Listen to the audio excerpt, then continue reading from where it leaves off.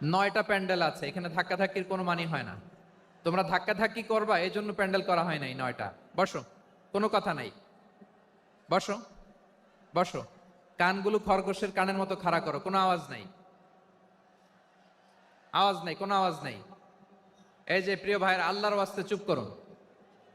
যশোরের ভাইয়েরা, আল্লাহর ওয়াস্তে চুপ করুন। আমি 10 থেকে 0 গুনবো, এরপরে যদি আওয়াজ হয় চলে যাব, আমি চলে যাব, কিন্তু কোনো আওয়াজ নাই। আমি কিছু জিজ্ঞেস করলে উত্তর দেওয়ার সময় গলা ফাটায় আওয়াজ করতে হবে, ঠিক কিনা? বাস, এর বাইরে আর আওয়াজ নাই। 10 থেকে 0 গুনবো, হয় বসো, নয় অন্য প্যান্ডেলে যাও, কোনো আওয়াজ হবে না। 10, 9, 8, 7,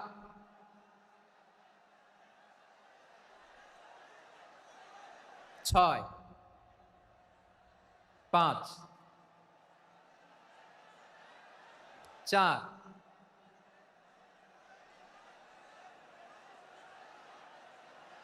3,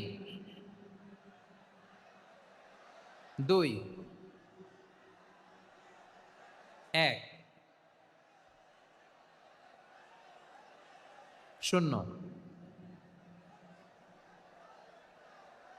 প্রিয় ভাইয়েরা, অনেক আলোচনা হয়েছে 3 দিন ব্যাপী। দেশ বরেণ্য, প্রথিতযশা ওলামায়ে হযরতের মুখে আপনারা অসংখ্য কথা শুনেছেন। আমলের জন্য এগুলোই যথেষ্ট, নতুন করে আমার বলার কিছুর দরকার নাই। নতুন করে উপস্থাপনের মতো বলার মতো আমার কাছে কিছু নাইও। যা বলার 1500 বছর আগে আল্লাহ তাআলা উম্মাকে বলে দিয়েছেন, ঠিক কিনা? এমন কিতাব দান করেছে যে কিতাবে ভুল নাই, যতই পড়ি ততই শেখা যায়। বিয়ন্ডলেস, বাউন্ডলেস, বটমলেস, কুল কিনারা নাই, কুল কিনারা বিহীন সাগর, পড়েন সুবহানাল্লাহ। গত 3 দিন ধরে স্কলাররা যে সমস্ত বিষয়ে কোরআন সুন্নাহর আলোকে আলোচনা করেছে, আমরা যেন সেগুলোর উপর আমল করতে পারি। আল্লাহ তৌফিক দান করুক, আমরা পড়ি আমিন। আসুন, এখানে আসার বসার, এই প্রোগ্রামে অংশগ্রহণ করার উদ্দেশ্যকে, নিয়াতকে আমরা খালিস করে নেই। আজকে আমরা যা শুনবো, শিখবো, আমলের নিয়তে শুনবো, ঠিক কিনা বলেন? শেষ পর্যন্ত নীরবতা বজায় রাখবো। আমি উঠবো, আপনারা উঠবেন, এর আগে ওঠা যাবে না। স্কেজিউলে একটু চেঞ্জ এসেছে, এশার সালাত হয়নি। আমার আলোচনার পরপরই আজান হবে, এশার সালাতে আমরা জামাতে অংশগ্রহণ করে একসাথে বিদায় নেব ইনশাল্লাহ। বলেন, বিশৃঙ্খলা করলে আমার বুঝাতে, পয়েন্টগুলো শেয়ার করতে দেরি হবে। আর এই যে এরকম নীরব নিস্তব্ধ থাকলে সুবিধা হবে। আল্লাহর ওয়াস্তে বি স্মার্ট। জায়গা না হলে চলে যাবেন, আওয়াজ করবেন না। ভলান্টিয়াররাও আওয়াজ নয়, ইশারা ইঙ্গিতে। প্রিয় ভাইয়েরা, যে টপিকটি নিয়ে আমি আপনাদের সামনে আজকে কথা বলতে চাই, টপিকটি অনেক গুরুত্বপূর্ণ। টপিকটি হচ্ছে হিউম্যান রিসোর্স ডেভেলপমেন্ট, মানব সম্পদ উন্নয়ন। কারণ আল্লাহ তাআলা আমাদের যা দেখ আর না দেখ এটা দিছে। মানুষ আর মানুষ, 18 কোটি মানুষ, ঠিক কিনা? এই 18 কোটির জনসংখ্যার দেশে বসবাস করে আমরা খুশি না বেজার? খুশি হইতে হবে, বেজার হইেন না। জাপানের খবর জানেন? তাদের গ্রোথ রেট নিচের দিকে, উল্টো। জনসংখ্যা নাই, বাচ্চা নিলে, সন্তান নিলে গভর্নমেন্ট তাদের টাকা দেয়। আমাদেরকে আল্লাহ তাআলা দয়া করে, মায়া করে এই সম্পদটা দিয়েছেন। এই মানব সম্পদকে যেন আমরা কাজে লাগাই ইনশাআল্লাহ। পড়েন সবাই। হিউম্যান রিসোর্স ডেভেলপমেন্ট অনেক জনগুরুত্বপূর্ণ বিষয়, খুব সেন্সিটিভ বিষয়, বুঝতে হবে। যশোরের স্মার্ট ছেলেরা, এই যে আমি যাদেরকে দেখতে পাচ্ছি, all are the Gen Z of Jessore. যারা জেন জি, ওরা স্মার্ট, ওরা ইশারা ইঙ্গিতে কাজ করে। এই যে পুরো গদি উল্টায় দিছে, ঠিক কিনা? 24-এর ছাত্র নাগরিক অভ্যুত্থান আমাদের দেখিয়ে দিচ্ছে কিভাবে চোখের ইশারায় গদি উল্টে দিতে হয়। তো এই জেনজিদের নিয়ে বসেছে, ওরা তো স্মার্ট, ওরা ডিস্টার্ব করবে না। মেহেরবানি করে আমার সাথে কানেক্ট করো, 1 to 1, brain to brain, eye to eye, eye contact করো আমার সাথে, তাকাও। কষ্ট হলো আমার দিকে তাকাও, আওয়াজ করা যাবে না, আমার দিকে তাকাও। প্রিয় ভাইয়েরা, হিউম্যান রিসোর্স ডেভেলপমেন্টের ব্যাপারে কিছু কথা বলবো। এই যে আমাদের বিশাল জনসংখ্যা, এই জনসংখ্যাকে কি করে জনসম্পদে রূপান্তরিত করা যায়, এ ব্যাপারে কথা বলবো। আমি সূরাতু বনী ইসরাইলের 70 নম্বর আয়াত তেলাওয়াত করেছি। এই আয়াতের আলোকে কিছু কথা আমি আপনাদের সামনে বলবো। আল্লাহ তাআলা ইরশাদ করছেন, ওয়ালাকাদ কাররামনা بني آدم وحملناهم في البر والبحر ورزقناهم من الطيبات وفضلناهم على كثير ممن خلقنا تفضيلا পড়েন আল্লাহু আকবার। রব্বুল আলামিন বলেন, ওয়ালাকাদ কাররামনা বানি আদম, আমি বনি আদমকে সম্মানিত করেছি, বনি আদমকে মর্যাদা দিয়েছি। ওয়া হামালনাহুম ফিল বাররি ওয়াল বাহর, বনি আদমকে জলে স্থলে স্থলে এবং সমুদ্রে চলাচলের বাহন দিয়েছি।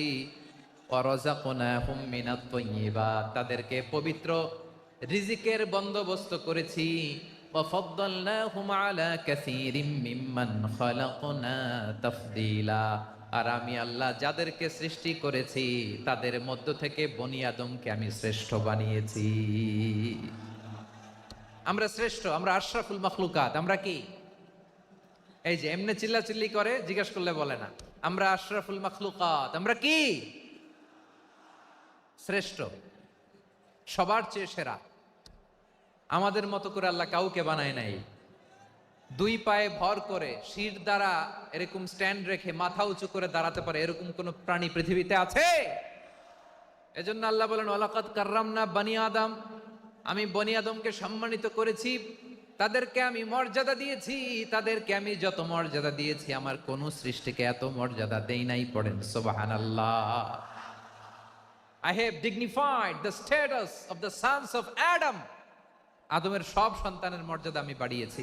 আল্লাহ এখানে বলেননি ওয়ালাকাদ কাররামনাল মুমিনিন, আমি মুমিনের মর্যাদা বাড়িয়েছি, বলেছেন?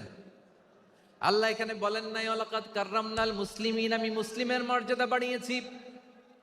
আল্লাহ বলেছেন ওয়ালাকাদ কাররামনা বানি আদম, আমি বনি আদমের সম্মান বাড়িয়েছি। হোক সে মুমিন কিংবা কাফের, মুসলিম কিংবা মুশরিক, আস্তিক কিংবা নাস্তিক, আরব কিংবা অনারব, যেই হোক না কেন আদম সন্তান সবগুলার মর্যাদা বাড়ায় দিয়েছে কে? সবার মর্যাদা আল্লাহ বাড়িয়েছে। মানুষ হিসেবে মর্যাদা, বিশ্বনবী সাল্লাল্লাহু আলাইহি ওয়াসাল্লাম ইহুদির লাশ দেখে দাঁড়িয়ে গেলেন। কার লাশ? আমার যশোরের ভাইয়েরা আওয়াজ করে বলুন, কার লাশ? ইহুদির লাশ দেখে দাঁড়ায় গেলেন। সাহাবারা বললেন, ইয়া রাসূলুল্লাহ, আপনি দাঁড়ালেন যে, এটা তো ইহুদির লাশ। বিশ্বনবী বললেন, আওয়ালাইসাত নাফসান, এটা কি মানুষ নয়? এটা হোক ইহুদি হোক খ্রিস্টান, এটা তো মানুষ। আমি মানুষ দেখে দাঁড়িয়েছি। আই স্যালিউট দ্য হিউম্যানিটি, আমি মানবতাকে সম্মান করেছি। পড়েন সুবহানাল্লাহ। তাহলে এই জমিনে মানুষের মর্যাদা বেশি, হোক আস্তিক হোক নাস্তিক, হোক মুমিন কিংবা কাফের। আদমের সন্তান হলে, মানুষ হলেই তার মর্যাদা বাড়িয়েছে কে? আমার কলিজার টুকরা যশোরের ভাইয়েরা, মানুষের মর্যাদা আল্লাহ এত বাড়িয়েছেন, মানুষ জীবিত থাকলেও যেমনি মর্যাদাবান, মরে গেলেও মর্যাদাবান। সুবহানাল্লাহ পড়েন। মানুষ মরে গেলে এই ডেড বডিটা কি হয়? পচে যায়, গলে যায়, মাটির সাথে মিশে যায়। তাই বলে আপনি ডেড বডির সাথে যাচ্ছে তাই করতে পারবেন না। পারবেন? কেউ যদি অন্যায় করে তাকে যদি আপনি শাস্তির আওতায় আনেন, যা মনে চায় করতে পারবেন না। তারা আগুন দিয়ে পোড়াতে পারবেন না, নাক কাটতে পারবেন না, কান কাটতে পারবেন না, অঙ্গ বিকৃতি করতে পারবেন না। কারণ মানব জাতির মর্যাদা স্বয়ং দিয়েছে কে? ডেড বডি পচে যাবে, গলে যাবে। তারপরে ইসলাম বলে, না খবরদার, এই মরা লাশটারও একটা মর্যাদা আছে না নাই? ইসলাম বলে এই লাশটা গলে যাবে, পচে যাবে, কিন্তু এটার অমর্যাদা করো না। কর্পূর দিয়ে, খেজুর পাতা দিয়ে, এটাকে ওয়ার্ম ওয়াটার দিয়ে, গরম পানি দিয়ে ধৌত করো। সাদা শুভ্র ধবধবে কাপড় দিয়ে লাশটাকে তুমি কাভার করো। তারপরে খাটিয়ার মধ্যে লাশটাকে রেখে বিশাল একটা প্রোগ্রাম করো, একটা ফিউনারাল প্রোগ্রাম করো। ওই প্রোগ্রামের ডানে বায়ে পেছনে লাশটারে রাখলে হবে না, প্রোগ্রামের একেবারে সামনটাতে তুমি লাশটাকে রাখো। সুবহানাল্লাহ। একটা ফিউনারাল প্রোগ্রাম করতে হবে, তাকে শেষ বিদায় জানাতে হবে, যেটাকে আমরা জানাজা বলি। কি বলি? জানাজা মানে মাইয়েতের জন্য দোয়া, তার জন্য দোয়া করা হয়। তাকে একটা সিস্টেমেটিক অর্ডারে কবরে রাখা হয়, সুন্দরভাবে সেটাকে কবরস্থ করা হয়, মাটি দেয়া হয়, পানি দেয়া হয়। তার মানে মরে গেলেও মানুষের সম্মান বাড়ায় দিয়েছে কে? এজন্য আল্লাহ বললেন, ওয়ালাকাদ কাররামনা বানি আদম, বনি আদমের সম্মান মর্যাদা আমি আল্লাহ বাড়িয়ে দিয়েছি, মানুষের সম্মানে তুমি কখনো আঘাত করো না, ঠিক কিনা? তাহলে ভাই, প্রথম মেসেজ হচ্ছে, the first and foremost message tonight to the people of জাসর, আল্লাহ বলেন, I have dignified the status of son of Adam. আমি বনি আদম সবার মর্যাদা বাড়িয়ে দিয়েছি, হোক আস্তিক নাস্তিক, হোক কাফের কিংবা মুশরিক, তার মর্যাদা বাড়াই দিছে কে? যখন বন্যা হয় আমরা ত্রাণ নিয়ে যাই, আমরা শুধু মুসলমানদেরকে ত্রাণ দেই নাকি? হ্যাঁ, আমরা মুসলমানকেও দেই, অমুসলমানকেও দেই, হিন্দুকেও দেই, বৌদ্ধকেও দেই। যেখানেই মানবতা বিপন্ন সেখানে ইসলামের হেল্পিং হ্যান্ড আছে না নাই? সুবহানাল্লাহ, কি দিন আমরা পেয়েছি, কি বিধান আমরা পেয়েছি। ওয়ালাকাদ কাররামনা বানি আদম, আমি বনি আদমকে সম্মানিত করেছি। এরপর আল্লাহ বললেন, ওয়া হামালনাহুম ফিল বাররি ওয়াল বাহর, মানুষকে স্থলে এবং সমুদ্রে চলাচলের বাহন আমি দিয়েছি। স্থলে কিভাবে চলবে, জলে কিভাবে চলবে, এই বাহনের ব্যবস্থা করেছে কে? এই জেনজি, এই সামড়া, ইরাম করতেছো কিসের জন্য? হ্যাঁ, ইরাম করলে চলবি? হ্যাঁ, বস বস বস বস, আওয়াজ করতেছো কেন? দিবা না, কথা বলতে দিবা না আমাকে? তো এইটা বুঝি তোমাদের ভালোবাসার নমুনা? তোমাদের ভালোবাসার কারণে যদি আমি কোথাও দাঁড়াতেই না পারি, কোথাও বসতে না পারি, কোথাও দুটা কথা বলতে না পারি, এই ভালোবাসা দিয়ে কি হবে আমার? বরং ঘামতে ঘামতে ঘর্মাক্ত হব, রক্তাক্ত হব। কিন্তু সেন্ট্রাল থেকে, সেন্ট্রালি যে ইনস্ট্রাকশন আসবে, সেই ইনস্ট্রাকশনের এক চুল আমরা ডানে বায়ে যাব না। এইটা গণজাগরণের জন্য এইটা দরকার, ইসলামী বিপ্লবের জন্য এইটা দরকার। তো আধা ঘন্টা ধরে যদি তোমাদেরকে থামানোই না যায়, এই লস্কর দিয়ে আমি কি করব? আল্লাহর ওয়াস্তে নো নো নো স্লোগান, চুপচাপ একেবারে আমার দিকে তাকাও। আল্লাহ বললেন, ওয়া হামালনাহুম ফিল বাররি ওয়াল বাহর, জলে স্থলে আমি চলাচলের যানবাহনের ব্যবস্থা করেছি। আমরা স্থলে ঘোড়ার উপরে চড়ি, উটের উপরে চড়ি, গাড়ির উপরে চড়ি। এই যে গাড়ির ইঞ্জিন বানাইছি আমরা, এটার মেধা দিয়েছে কে? আবার সাগরের মধ্যে আমরা নৌযান, জলযান, বড় বড় জাহাজ দিয়ে এক মহাদেশ থেকে আরেক মহাদেশ যাই, এক দেশ থেকে মালামাল গুলো আরেক দেশে পাঠাই। সাগরের ভেতরে নৌকাগুলোরে ধরে রাখলো কে? ওয়াল ফুলকিল্লাতি তাজরি ফিল বাহরি বিমা ইয়ানফাউন নাস, মানুষের উপকার আছে এরকম সরঞ্জামাদি নিয়ে সাগরের উপরে বিশাল বিশাল জলযানগুলো চলে। এগুলো ডুবে যায় না, কাত হয়ে যায় না, পড়ে যায় না। এগুলোকে স্থিতিস্থাপকতাকে ঠিক করে রাখলো কে? আপনারা জাহাজ দেখেছেন? জাহাজ, হ্যাঁ, বাড়ি চট্টগ্রাম হইলে দেখতে পারতেন। দেখছেন? বিশাল বিশাল জাহাজ, বিশাল জাহাজ মালামাল নিয়ে এক মহাদেশ থেকে আরেক মহাদেশে যায়। গত মাসে আমার জাপান সফর ছিল। এই যে বাংলাদেশে যে গাড়িগুলো চালান, বেশিরভাগ গাড়ি আসে কিন্তু জাপান থেকে। হাজার হাজার গাড়ি একটা জাহাজ বহন করতে পারে, হাজার হাজার গাড়ি। এটারে সাগরের মধ্যে ভাসাইলো কে? সবাই বলুন, ভাসালো কে? হাজার হাজার গাড়ি নিয়ে জাপানিজ গাড়িগুলো আমাদের চট্টগ্রামের এয়ারপোর্টের বন্দরে ভিড়ে। যুক্তরাষ্ট্রে আমি দেখেছি বিশাল বিশাল জাহাজ। আপনারা টাইটানিক জাহাজের নাম শুনেছেন? টাইটানিকেরও 8 গুণ 10 গুণ বড়। সুবহানাল্লাহ কইবেন না? টাইটানিক জাহাজের 8 গুণ 10 গুণ বড় একটা জাহাজ আছে, আইকন অফ দ্য সি, আমি দেখে এসেছি। রয়্যাল ক্যারিবিয়ান দেখে এসেছি। সাগরের সামনে জেটিতে যখন দাঁড়ালাম, জাহাজটা যখন যায়, আমার মনে হচ্ছে একটা শহর, গোটা শহর, the entire city is floating on the water. পুরো একটা শহর মনে হয় পানির উপর দিয়ে ভেসে যাচ্ছে। পড়েন সুবহানাল্লাহ। এই যে আইকন অফ দ্য সি, এই ক্রুজ, এই জাহাজটা, এটার ভিতরে স্টেডিয়াম আছে। কিসের ভিতরে স্টেডিয়াম? কথা বুঝে নাই বোধহয়। স্টেডিয়াম কিসের ভিতর? সুইমিং পুল আছে, শপিং মল আছে, রেস্টুরেন্ট আছে, ক্লাব আছে, 3000 4000 রুম বিশিষ্ট, কক্ষ বিশিষ্ট হোটেল আছে। এই সবগুলোর নিয়ে এগুলো চলে সাগরের এই দোলার মধ্যে, জলোচ্ছ্বাসের মধ্যে, এই সাগরের ভেতরে এই জাহাজগুলোর ভাষায় রাখছে কে? সূরাত আর-রহমানে আল্লাহ তাআলা বললেন, ওয়ালাহুল জাওয়ারিল মুনশাআতু ফিল বাহরি কাল আ'লাম ফাবিআইয়ি আলা, সবাই পড়েন, ফাবিআইয়ি আলাই রাব্বিকুমা তুকাযযিবান।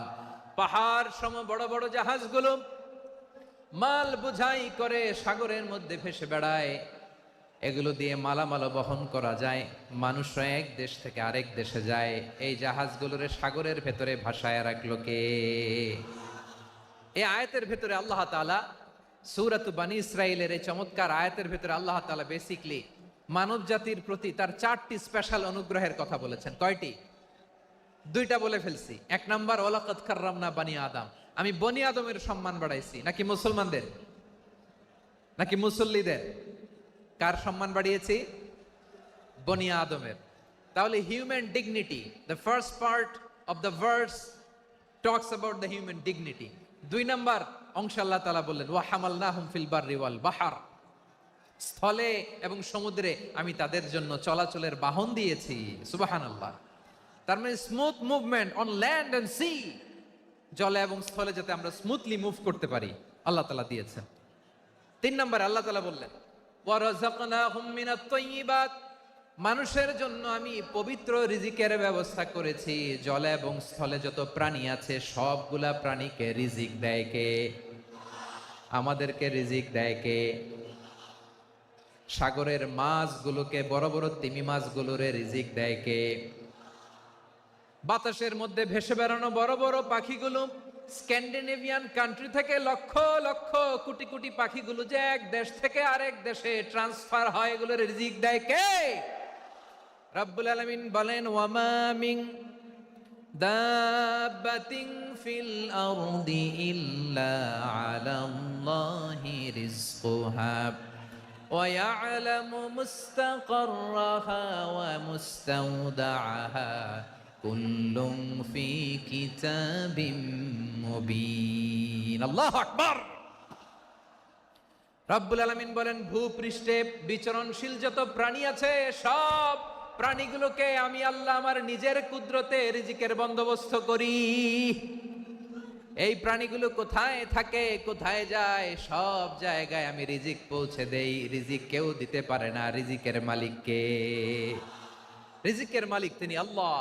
এজন্য আল্লাহ তাআলা বললেন, ওয়া রাযাকনাহুম মিনাত তাইয়্যিবাত। এরপর আল্লাহ বললেন, ওয়া ফাদ্দালনাহুম আলা কাসীরিম মিম্মান খালাকনা তাফদীলা। আমি যত প্রাণী সৃষ্টি করেছি সকল প্রাণীর মধ্যে মানুষের মর্যাদা, শ্রেষ্ঠত্ব আমি দিয়েছি। সুবহানাল্লাহ পড়েন। তাহলে 1 নম্বরে আল্লাহ বললেন, আমি বনি আদমের মর্যাদা বাড়ালাম। এরপরে বললেন, স্থলে এবং সমুদ্রে চলাচলের জন্য যানবাহন দিলাম। 3 নম্বরে আল্লাহ বললেন, পবিত্র রিজিকের ব্যবস্থা করে দিলাম।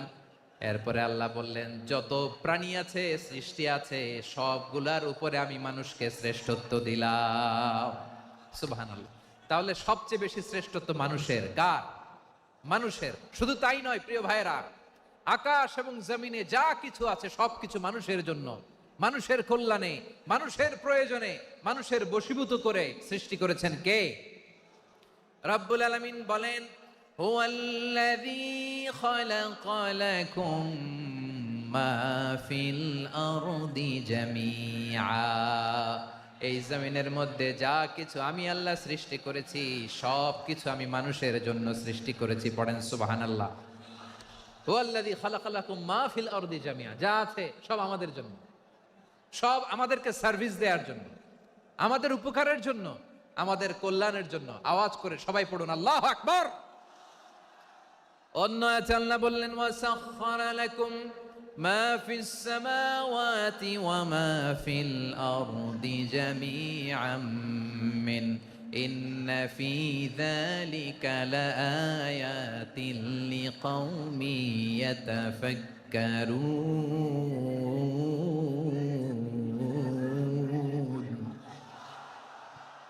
প্রথমে আয়াতে আল্লাহ বললেন, জমিনে যা আছে সব তোমাদের কল্যাণে আমি সৃষ্টি করলাম। এরপরে আল্লাহ বললেন আকাশেও যা আছে সব তোমাদের জন্য সৃষ্টি করলাম, তোমাদের অনুগত বানায় দিলাম। পড়েন সুবহানাল্লাহ। মানুষের কি ব্রেইন দেখেন, মানুষ জমিন ছেড়ে আকাশে চলে যায়। পাখি দেখে মানুষের শখ হলো পাখি যেহেতু উঠতে পারে আমরাও পারবো। অরবিল রাইট, উইলবার রাইট, দুই ভাই মিলে আঁকাঝোঁকা করতে করতে করতে করতে প্লেন বানায় ফেললো। কোন সুবহানাল্লাহ। এখন পাখিও ওরে, আমরাও ওরি। এরপরেই মানুষের কৌতূহল থামে না এখানে, মানুষ চলে গিয়েছে চাঁদে। কোথায় গেছে? এখন কিন্তু চাঁদে জমি বিক্রি হয় জানেন। পৃথিবী নিয়ে মারামারি শেষ, রাশিয়া আমেরিকা এখন ধরছে চাঁদ আর মঙ্গল গ্রহ। এখন চাঁদে জমি বিক্রি হয়, মঙ্গলে জমি বিক্রি হয়। এই চাঁদ, মঙ্গল, বৃহস্পতি, শনি সব আল্লাহ তাআলা আমাদের জন্য বানিয়েছেন। সুবহানাল্লাহ পড়েন। মানুষ সাগরের উপরে চড়ে, শূন্যে ভেসে বেড়ায়, পাহাড় কেটে সুড়ঙ্গ বানায়, টানেল বানায়। মানুষ ব্রডব্যান্ডের লাইন নিয়ে যায় সাগরের ভেতর দিয়ে, এক দেশ থেকে আরেক দেশে, এক মহাদেশ থেকে আরেক মহাদেশে। সুবহানাল্লাহ পড়েন। তার মানে গোটা বিশ্বের সব কিছুর উপরে control, superiority over all creatures, সব কিছুর উপর কন্ট্রোল, মনিটরিং, নিয়ন্ত্রণ, এটা প্রতিষ্ঠা করে দিয়েছে কে? এজন্যই মানুষের শ্রেষ্ঠত্ব। ওয়ালাকাদ কাররামনা বানি আদম, আমি বনি আদমের সম্মান বাড়িয়েছি, মর্যাদা আমি বাড়িয়ে দিয়েছি এই কারণে, কারণ মানুষ সবকিছুর উপর নিয়ন্ত্রণ নিতে পারে। মানুষকে নিয়ে এই কোরআনের সব আলোচনা, মানুষকে নিয়ে এই কোরআনের সব।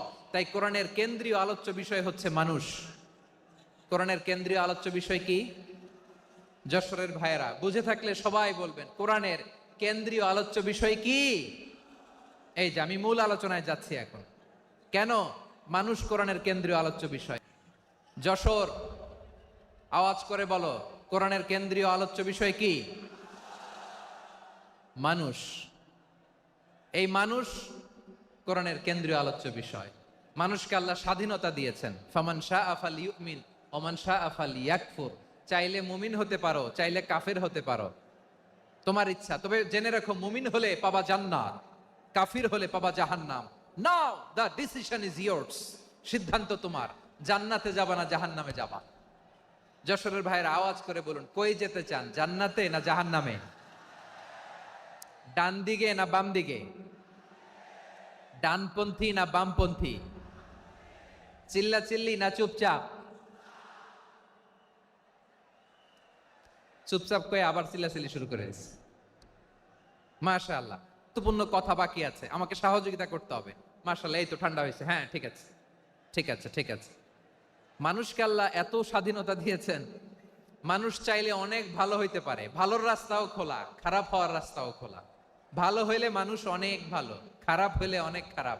ভালো হইলে সবচেয়ে ভালো, খারাপ হইলে সবচেয়ে খারাপ। এজন্য সিদ্ধান্ত আপনাকেই নিতে হবে। আল্লাহ তাআলা বলছেন, লাকাদ খালাকনাল ইনসানা ফি আহসানি তাকওয়িম সুম্মা রাদাদনাহু আসফালা সাফিলিন। আমি মানুষকে অনেক সুন্দর অবয়বে, সুন্দর আকৃতিতে সৃষ্টি করেছি। তার শুধু চেহারার ডিজাইনটাই সুন্দর নয়, তার ব্রেনটা বড্ড সুন্দর, তার মানসিকতা বড্ড সুন্দর, তার সৃজনশীলতা বড্ড সুন্দর। পড়েন সুবহানাল্লাহ। আমাদের চেহারা, অবয়ব, ডিজাইন যে সুন্দর তা না, আমাদের ব্রেনটা অনেক সফিস্টিকেটেড ব্রেন, অনেক সফিস্টিকেটেড। এই 1.5 কেজি ব্রেন ইউজ করে মানুষ গোটা বিশ্বে সভ্যতা বিনির্মাণ করেছে, ঠিক কিনা? এই ব্রেন আল্লাহ তাআলা আমাকে দিয়েছে। এটারে কাজে লাগালে, আপনার 6 সেন্স কাজে লাগালে আপনি অনন্য মানুষ হয়ে উঠবেন, মহামানবে রূপান্তরিত হবেন। মানুষ হতে পারে, চাইলেই মহামানব হতে পারে। আবার যদি মানুষ চায় খারাপও হতে পারে। আল্লাহ বললেন শুধু ভালোই না, ভালো হতে চাইলে অনেক ভালো তুমি হতে পারো, আবার খারাপ হতে চাইলে অনেক খারাপ তুমি হতে পারো। সুম্মা রাদাদনাহু আসফালা সাফিলিন।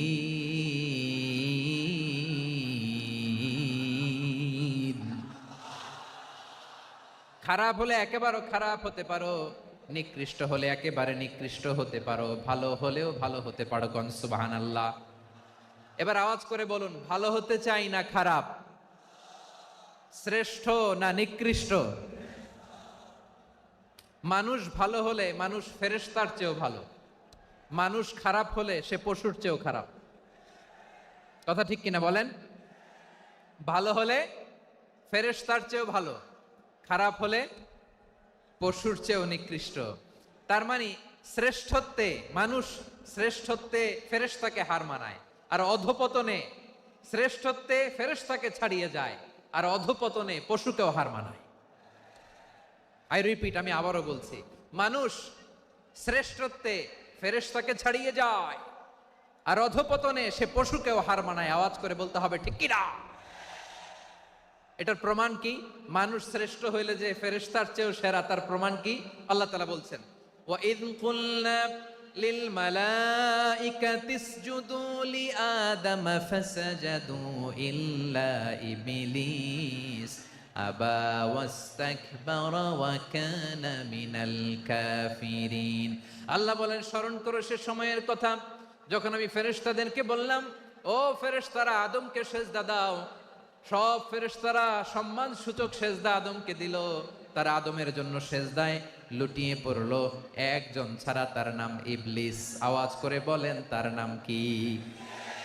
সে অহংকার প্রদর্শন করলো, সে কাফের হয়ে গেল, বাকি সব ফেরেশতারা সেজদা দিল। সুবহানাল্লাহ।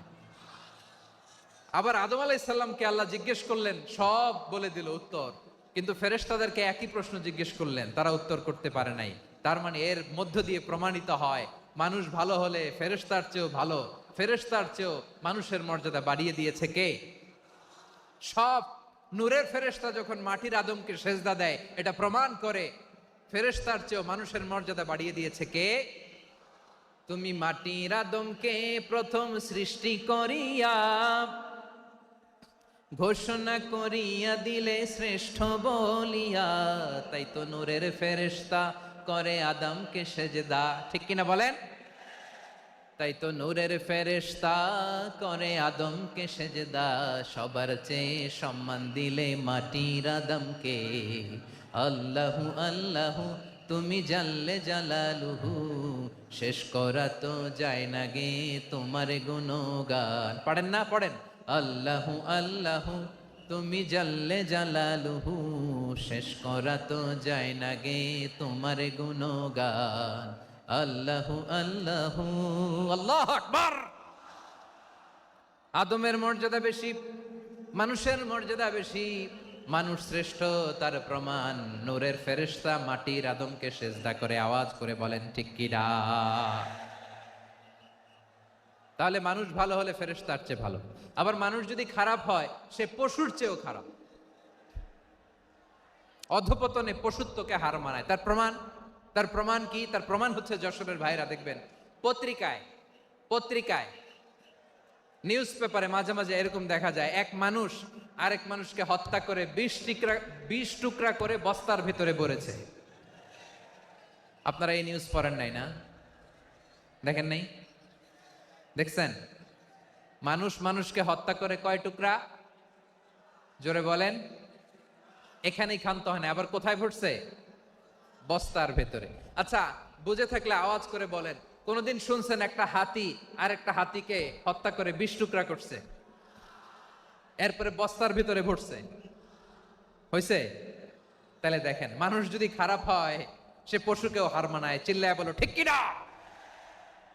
এমনও দুশ্চরিত্র মানুষ আছে যার যার নজর থেকে 6 মাসের ছোট্ট মেয়ে থেকে শুরু করে 80 বছরের বৃদ্ধারাও নিরাপদ নয়। পশুকেও হার মানে। মানুষ মানুষের ঘর জ্বালিয়ে পুড়ে মেসাকার করে দেয়, জনপদের পর জনপদ জ্বালায় দেয়, এরকম আছে না নাই? বোমা মেরে শহরগুলো উড়িয়ে দেয়। এই যে ইসরায়েল গাজার মধ্যে যে অ্যাটাক করেছে, এরা মসজিদ মানে নাই, মসজিদে বম ফেলেছে। এরা খ্রিস্টানদের চার্চ গির্জা মানে নাই, গির্জায় বম ফেলেছে। পৃথিবীর ইতিহাসে never happened in the history of the world that someone bombed on a hospital, on a ICU center. এমন হাসপাতাল যেখানে আইসিইউর রোগীরা আছে, ওই হাসপাতালের উপরও ইসরায়েলি সৈনিকেরা বোমা মেরেছে। জোরে বলেন ঠিক কিনা? এরা মানুষ? আওয়াজ করে বলেন, এরা মানুষ না। প্রিয় ভাইয়েরা, চোখ কান নাক মুখ থাকলেই মানুষ না। যা সামনে দেখেন এগুলো সব মানুষ না, এগুলো জনসংখ্যা। এগুলো কি? সবাই বলুন, এগুলো কি? বাড়ছে জনসংখ্যা, কমছে মানুষ। বাড়ছে জনসংখ্যা, কমছে। এই দুনিয়া এখন তো আর সেই দুনিয়া নাই, মানুষ নামের মানুষ আছে দুনিয়া বোঝাই, সেই মানুষের ভিড়ে আমার আসল মানুষ নাই। ঠিক কিনা? আসল মানুষের বড্ড অভাব, আসল মানুষের বড্ড অভাব। আমার ভাইয়েরা, মানুষ খারাপ হলে পশুকেও হার মানায়। মানুষে মানুষে পার্থক্য আছে। নাক কান চোখ মুখ থাকলেই মানুষ নয়। বাড়ছে জনসংখ্যা, কমছে মানুষ। চিল্লায় বলো ঠিক কিনা? তাহলে আমরা বুঝলাম মানুষ ভালো হলে অনেক ভালো, খারাপ হলে অনেক খারাপ। ও আমার কলিজার টুকরা যশোরের ভাইয়েরা, আসুন না 3 দিন ব্যাপী এই তাফসিরুল কোরআনের ঐতিহাসিক প্রোগ্রাম থেকে আমরা সিদ্ধান্ত নেই, আমরা ভালো মানুষ হব নাকি খারাপ মানুষ হব। কলিজা থেকে, প্রাণ থেকে আওয়াজ করে সবাই বলুন, ভালো মানুষ নাকি খারাপ মানুষ? ভালো মানুষ হইতো।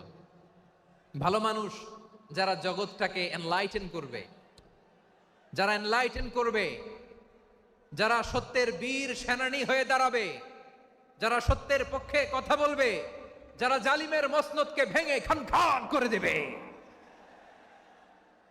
এরকম হওয়ার দরকার আছে না নাই? এরকম ভালো মানুষ আমরা হতে চাই কি চাই না? মানুষকে যত্ন নিলে মানুষ যে কত ভালো হয় আপনি কল্পনাও করতে পারবেন না। এই যে আপনাদের যশোরে যে ভালো ছেলেগুলো আছে, যে ভালো তরুণগুলো আছে, যে যুবকগুলো আছে, যে ভালো আলেমরা আছে, ভালো নেতারা আছে, সবাই যদি তাদের মতো হতো, পুরো যশোরটা একটা জান্নাতের টুকরা হয়ে যেত। আওয়াজ করে বলেন ঠিক কিনা? মানুষকে নার্চারিং করলে, মানুষকে পলিশ করলে, মানুষকে গ্রুমিং করলে, মানুষকে সঠিক তারবিয়া দিলে মানুষ অনন্য হয়ে ওঠে। প্রতিটি মানুষ অনন্য। আমি অনন্য, আপনি অনন্য, আমরা সবাই অনন্য। সুবহানাল্লাহ বলেন। মানুষকে আল্লাহ তাআলা দিয়েছেন অসীম ক্ষমতা, অসীম ক্ষমতা। সুবহানাল্লাহ। একটা মানুষ পারে না এমন কিছু নাই, একটা মানুষ পারে না এমন কিছু নাই। বিশ্বাস করতে হবে, মানুষ যা কল্পনা করতে পারে ওইটা মানুষ করে দেখাতে পারে। যশোরের ভাইয়ের, আই রিপিট, আমি আবারও বলছি, এই চিল্লাচিল্লি করলে আমার এই গুরুত্বপূর্ণ কথা তোমরা মিস করবা, মিস করবা। কপাল পড়া হয়েও না, আওয়াজ করে কপাল পড়া হবে না। আমার দিকে তাকাও। মানুষ, মানুষ যা কল্পনা করতে পারে সেটা মানুষ করে দেখাতে পারে। তুমি তোমার কল্পনার রাজ্যকে সাজাও, তোমাকে হারাতে পারে এমন কোন শক্তি আল্লাহর জমিনে নাই। তোমার কি শক্তি, কি সম্ভাবনা তুমি জানোই না মিয়া। তুমি এদিকে তাকাও কেন? তোমার রাস্তা তো ওই দূরে। তুমি কোথায় যাবে, আল্লাহ তোমার টেনে কোথায় নিয়ে যাবে তুমি কিছুই জানো না। Plan big, dream big. কল্পনার শক্তিকে বড় করো। মানুষ যা কল্পনা করতে পারে মানুষ তা করে দেখাতে পারে। মানুষের কাছে অসাধ্য কিছু নাই মৃত্যু ছাড়া, এক্সেপ্ট ডেথ। মৃত্যু ছাড়া মানুষ সবকিছুকে জয় করতে পারে। মৃত্যু ছাড়া যে কোনো অসাধ্যকে সাধন করার ক্ষমতা মানুষকে দিয়ে দিয়েছে কে? হারার জন্য তোমার জন্মই হয় নাই, তোমার জন্ম হয়েছে জিতার জন্য, বিজয়ের জন্য তোমার জন্ম। মানুষের শুরুটাই হয় বিজয় দিয়ে। যশোর, আওয়াজ করে বলো, মানুষের শুরু হয় কি দিয়ে?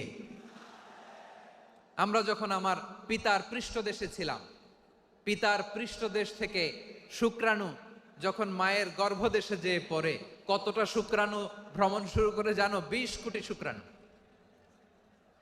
একবার সিমেন আউট হলে সেখানে 20 কোটি শুক্রাণু থাকে, ভ্রমণ শুরু করে।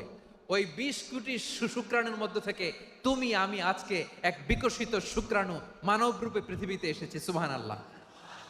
ওই 20 কোটি শুক্রাণুর প্রতিযোগিতায় সবাই রে পেছনে ফেলে সেদিন আমি সফল হয়েছিলাম, সেদিন আমি বিজয়ী হয়েছিলাম। সেদিন আমি এত ছোট ছিলাম, মাইক্রোস্কোপ দিয়েও আমার অস্তিত্ব টের পাওয়া যায় না। আমি এত তুচ্ছ ছিলাম, নগণ্য ছিলাম, আমার কান ছিল না, আমার চোখ ছিল না, আমার হাত ছিল না, আমার জন্য রিকমেন্ডেশন করার মতো মামু ছিল না, খালা ছিল না, কেউ ছিল না। তারপরেও ওই প্রতিযোগিতায়, ওই কম্পিটিশনে যখন আমারে কেউ হারাতে পারে নাই, আল্লাহর জমিনেও আমারে কেউ হারাতে পারে না। হারার জন্য তোমার জন্মই হয় নাই, তুমি আসছোই জিতার জন্য। সুবহানাল্লাহ। বিশ্বনবী বলেন, আন্নাসু মাআদিন কামাআদিনি যাহাবি ওয়াল ফিদ্দা খিয়ারুহুম ফিল জাহিলিয়াতি খিয়ারুহুম ফিল ইসলাম। Peoples are like mines of gold and silver. সোনার খনি, রূপার খনি, এর চেয়েও বড় খনি হচ্ছে এই মানব সম্পদের খনি। আওয়াজ করে বলেন আল্লাহু আকবার। আল্লাহ তাআলা এই সম্পদ আমাদেরকে দিয়েছে। বিশ্বনবী বলেন, মানুষ হচ্ছে খনির মতো। খিয়ারুহুম ফিল জাহিলিয়াতি খিয়ারুহুম ফিল ইসলাম। জাহিলি যুগে যারা সেরা, ইসলামেও তারা সেরা। ইদা ফাকুহু, যদি তারা বুঝবান হয় তাহলে তাদেরকে সেরা বানায় দিবে কে? তাহলে মানুষের চেয়ে সেরা কেউ হতে পারে? মানুষের চেয়ে অনন্য কেউ হতে পারে? মানুষকে কেউ হারাতে পারে? আওয়াজ করে বলো, তোমাকে কেউ হারাতে পারবে? এই সাহস জাগছে আজকের আলোচনা থেকে। আমি তুমি অনন্য, আমাকে তোমাকে হারায় দেওয়া এত সহজ না, ঠিক কিনা? একটা কথা জীবনের সাথে সেট করে নিতে হবে, আমি জিতি নয় শিখি, আমি কখনো হারি না। জীবনের সাথে সেট করে নাও, জেনজি অফ জেসর, আমি কখনো হারি না, আমি হয় জিতি নয় শিখি। চিল্লায় বলো ঠিক কিনা? আমি কখনো হারি না, আমার হারানো এত সোজা না। কি সাহস জাগছে? বুকে সাহস জাগছে? তাকবীর পড়ো, লিল্লাহে তাকবীর। তাহলে বিশ্বনবী বললেন, নাসু মাআদিন, মানুষ হচ্ছে খনি। এই ধাক্কা ধাক্কি, আমি জানি এগুলো ভালোবাসার ধাক্কা ধাক্কি, এজন্য আমি সহ্য করে নেই। এগুলো যে ভালোবাসার ধাক্কা ধাক্কি, এটা আমরা বুঝি। পৃথিবীর কোন আইন, সিকিউরিটি প্রটোকল দিয়ে এটারে মানানো যাবে না, কারণ এটা তো ভালোবাসা, লাভ। লাভ কোন আইন কানুন দিয়ে বাধা যায় না, মানানো যায় না, ঠিক কিনা বলো?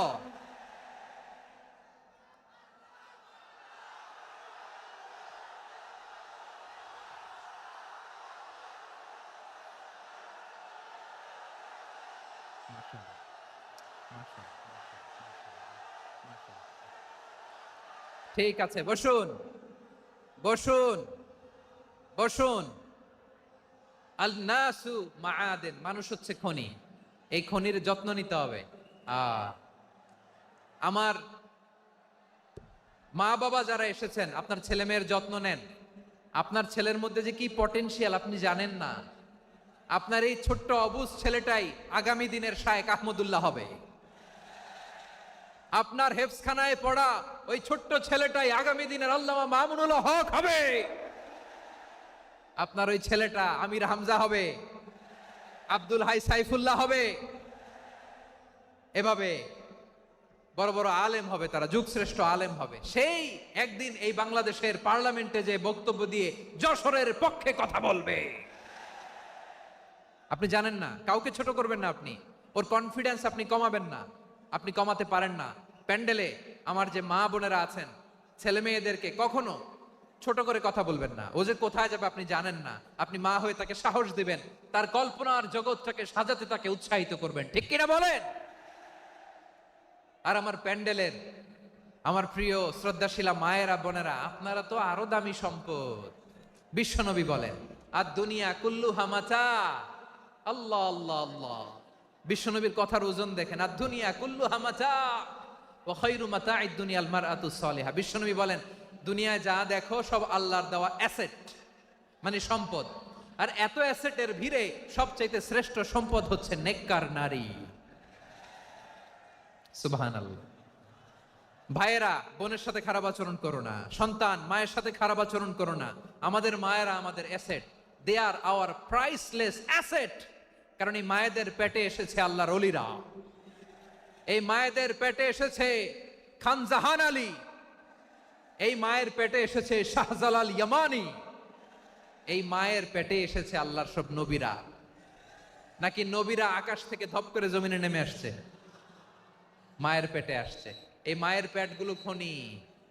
আমার সম্মানিতা মায়েরা বোনেরা, নিজেকে ইসলাম দিয়ে সাজান, নিজেকে ইসলাম দিয়ে সাজান। নিজেকে পবিত্র রাখুন, নিজের আব্রু ইমান ইজ্জতের হেফাজত করুন, কোরআন পড়ুন, সুন্নাহ পড়ুন। আপনি জানেন না আপনার গর্ভে কে আসছে, কোন ক্ষণজন্মা পুরুষকে আল্লাহ তাআলা আপনার গর্ভে পাঠাবে আপনি জানেন না। মায়েরা নিজেদেরকে পবিত্র রাখুন, ইসলাম চর্চা করুন, কোরআন চর্চা করুন, নৈতিকতা দিয়ে নিজেকে সাজান। যশোরের জেনজি, নিজেদেরকে প্রস্তুত রাখো আগামীর বাংলাদেশের জন্য। নৈতিকতা, মোরালিটি, ভ্যালিউজ দিয়ে নিজেকে সাজাও, ইসলাম দিয়ে নিজেকে সাজাও, কারণ আগামীর বাংলাদেশ ইসলামের বাংলাদেশ। বাংলাদেশের আসল পরিচয় ইসলাম। বাংলাদেশের আসল পরিচয় কি? সবাই বলে না। বাংলাদেশের আসল পরিচয় কি? এই ইসলাম নিয়ে আমরা সংসদ ভবন সাজাবো, রাজি আছি না নাই? শেকড় ভুলে যাওয়া যাবে না। আমরা ধাপে ধাপে শারিয়া আইনের দিকে যাব ইনশাআল্লাহ, কিন্তু জঙ্গিবাদ দিয়ে নয়, কট্টর পন্থা দিয়ে নয়। আমরা ইন্টেলেকচুয়ালি, গ্রাজুয়ালি, ধাপে ধাপে শারিয়া আইনের দিকে মুভ করব ইনশাআল্লাহ। বলো লিল্লাহি তাকবীর। এদেশের আসল পরিচয় সবাই বলে না, আওয়াজ করে, এদেশের আসল পরিচয়। এদেশে আজান শুনে সূর্য ওঠে শহর গ্রামে, এদেশে আজান শুনে সূর্য ডোবে সন্ধ্যা নামে, এদেশে সকল কাজে সবাই বলে বিসমিল্লাহ, এদেশে ভালো কিছু দেখে শুনে হাসি মুখে সবাই বলে মাশা আল্লাহ, সুবহানাল্লাহ, সুবহানাল্লাহ, সুবহানাল্লাহ, সুবহানাল্লাহ, সুবহানাল্লাহ, সুবহানাল্লাহ, সুবহানাল্লাহ, সুবহানাল্লাহ। ও নবীন তরুণ, তোমার কিসের এত ভয়? জেনে রেখো বাংলাদেশের আসল পরিচয়। বাংলাদেশের আসল পরিচয় ইসলাম। আওয়াজ তুলে বলো, আসল পরিচয় কি? এদেশে পরস্পরে দেখা হলে দেয় সালাম, এদেশে আমজনতার হৃদয় জুড়ে পাক্কালাম, ঠিক কি না? এদেশে বিপদ এলে সর্বজনে সর্বক্ষণে দোয়া পড়ে ইন্না লিল্লাহ, সুবহানাল্লাহ, সুবহানাল্লাহ, সুবহানাল্লাহ, সুবহানাল্লাহ। এদেশে আজান শুনে সূর্য ওঠে শহর গ্রামে, এদেশে আজান শুনে সূর্য ডোবে সন্ধ্যা নামে, এদেশে সকল কাজে সবাই বলে বিসমিল্লাহ, এদেশে ভালো কিছু দেখে শুনে হাসি মুখে সবাই বলে মাশা আল্লাহ, সুবহানাল্লাহ। আওয়াজ করে সুবহানাল্লাহ, সুবহানাল্লাহ, সুবহানাল্লাহ, সুবহানাল্লাহ। সবাই একসাথে সুবহানাল্লাহ, সুবহানাল্লাহ, সুবহানাল্লাহ, সুবহানাল্লাহ। এদেশের আসল পরিচয় কি? আওয়াজ করে বলতে ভয় লাগে। এদেশের আসল পরিচয় কি? ইসলাম দিয়ে আমাদের সংসদ ভবন চলুক, আমরা চাই কি চাই না? বঙ্গভবনে লা ইলাহা ইল্লাল্লাহর পতাকা উড়ুক, আমরা চাই কি চাই না? প্রতিটি জেলা অফিসে, ডিসি অফিসে লা ইলাহার পতাকা ঝুলুক, আমরা চাই কি চাই না? কারা কারা চাই হাত তুলে আল্লাহরে দেখায়।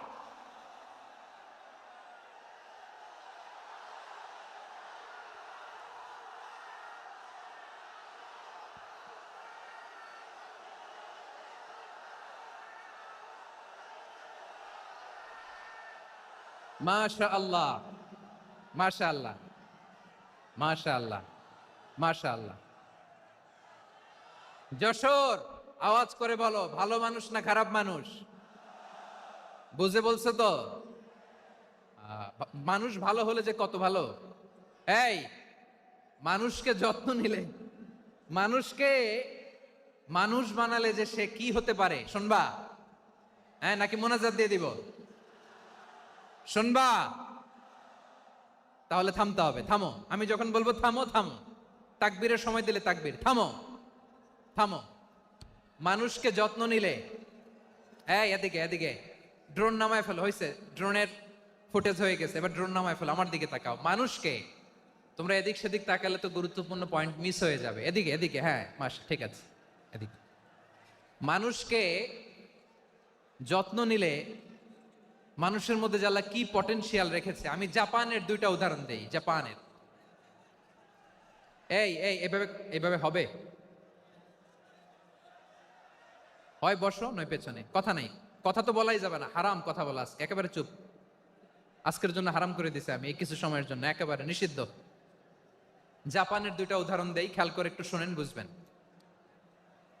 আল্লাহ, 2022 সালে জাপানের সাথে জার্মানির খেলা, ফিফা ওয়ার্ল্ড কাপ 2022। এক পক্ষে জাপান, আরেক পক্ষে কোন দেশ? কথা শোনে নাই। এক পক্ষে কোন দেশ, আরেক পক্ষে সবাই, এক পক্ষে আরেক পক্ষে। ওই খেলায় জিতেছিল জাপান, জিতেছিল 22 সালের এই ফিফা ওয়ার্ল্ড কাপে। জাপান ফুটবল খেলায় জিতে as a part of their celebration তারা খেলার পরে পুরো স্টেডিয়ামটারে ক্লিন করে, the fan base of Japan. লক্ষ লক্ষ মানুষ খেলা দেখতে যায়, তো এত ডাস্টবিনও তো নাই, তো যারা ডাস্টবিনে জায়গা পায় নাই তারা এই যে চকলেটের প্যাকেট, পানির বোতল, চিপসের প্যাকেট তারা এদিকে সেদিকে রেখে দিয়েছে। জাপানের ভক্তরা, জাপানের ফলোয়াররা as a part of their celebration তারা খেলার পরে পুরো স্টেডিয়ামের সব ময়লা আবর্জনা ক্লিন করে তারপরে বিদায় নিয়েছে। তাদেরকে কি ক্লিন করার দায়িত্ব দেয়া হয়েছিল? এই যশোর, জাপানের যে ছেলেরা খেলা দেখতে গেছিল ওদেরকে কি ক্লিন করার দায়িত্ব দিছিল? তারা কি স্টেডিয়ামের পরিচ্ছন্নতা কর্মী? তাদের আকল, তাদের সিক্স সেন্স তাদেরকে বলেছে। ছোটবেলা থেকে জাপান গভর্নমেন্ট ওদেরকে এত পরিচ্ছন্নতা শেখায়, ক্লিনলিনেস অ্যাওয়ারনেস ক্যাম্পেইন করায়। ক্লাসে আমি দেখেছি, ক্লাসে নিজের বেঞ্চ নিজে মুছে, ক্লাসের মাঝখানে একটা সময় দেয়, নিজের টেবিল নিজে মুছে, নিজের ক্লাসরুমটা নিজে পরিষ্কার করে। রাস্তাঘাটে একটা ধুলা নাই, ময়লা নাই, একটা টিস্যু নাই। খেলার পরে গোটা বিশ্বকে তাক লাগিয়ে দিয়েছে। জাপানের ফ্যানরা সবার রেখে যাওয়া গার্বেজ, টিস্যু, বোতল পরিষ্কার করে তারপরে স্টেডিয়াম থেকে বিদায় নিয়েছে। আমরা কেন এমন হইতে পারলাম না? আমরা কেন এমন হইতে পারলাম না?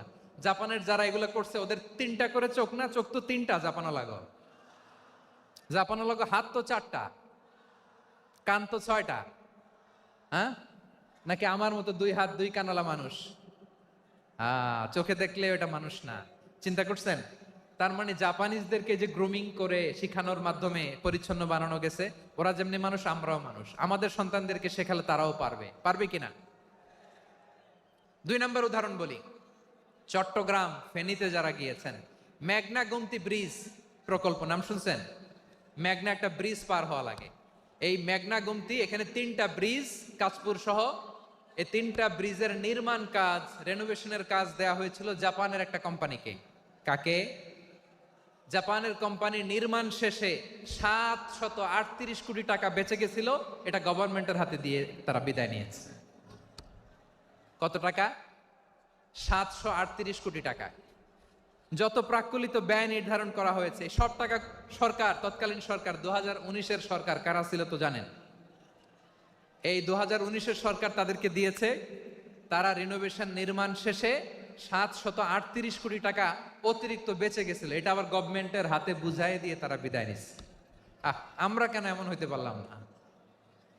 জাপানের ওরাও মানুষ, আমরাও মানুষ, তার মানে মানুষে মানুষে পার্থক্য আছে না নাই?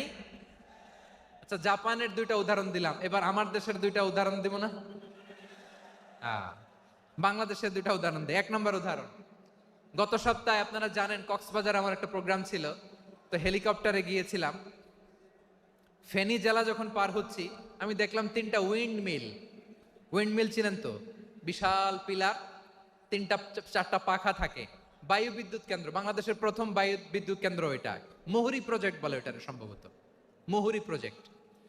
তো সাগরের বাতাসের ঝাপটায় এটা ঘুরে এনার্জি হয়, ইলেকট্রিসিটি উৎপাদন হয়। তো আমি পাইলটকে বললাম, ভাই এগুলো থেকে কেমন ইলেকট্রিসিটি উৎপাদন হয়? কয়, হুজুর একটুও হয় না, কিছুই হয় না। কিছুই হয় না মানে? বলে, হুজুর বাংলাদেশে যত উইন্ডমিল আছে এটার পাখা একটাও ঘুরে না। আল্লাহ, বলেন কি? তাহলে এই যে কোটি কোটি টাকা ব্যয় করে যে উইন্ডমিল, কয় হুজুর ভিতরে ফিটফাট, উপরে ফিটফাট, ভিতরে সদরঘাট। তার মানে কোটি কোটি টাকা দিয়ে এই উইন্ডমিল বানায়, এখানে কিছু নাই। দুর্নীতির আড্ডাখানা, আখড়াখানা বাংলাদেশ, ঠিক কিনা বলেন? হায় রে, জাপানিজরাও মানুষ, আমরাও মানুষ। আমার এক নিকটাত্মীয় সরকারি চাকরিজীবী, উনি আমাকে বললেন, বাংলাদেশের আরেকটা উদাহরণ দেখি। উনি আমাকে বললেন যে প্রতি বছর আমাদের অফিসের ফার্নিচার চেঞ্জ করে। আমি বললাম প্রতি বছর ফার্নিচার চেঞ্জ করে কেন? বলে যে ফার্নিচার নতুন পারচেজ করলেই তো ওইখানে টাকা, নতুন কিনতে পারলেই টাকা, নতুন উন্নয়নের সবক শোনাতে পারলেই টাকা।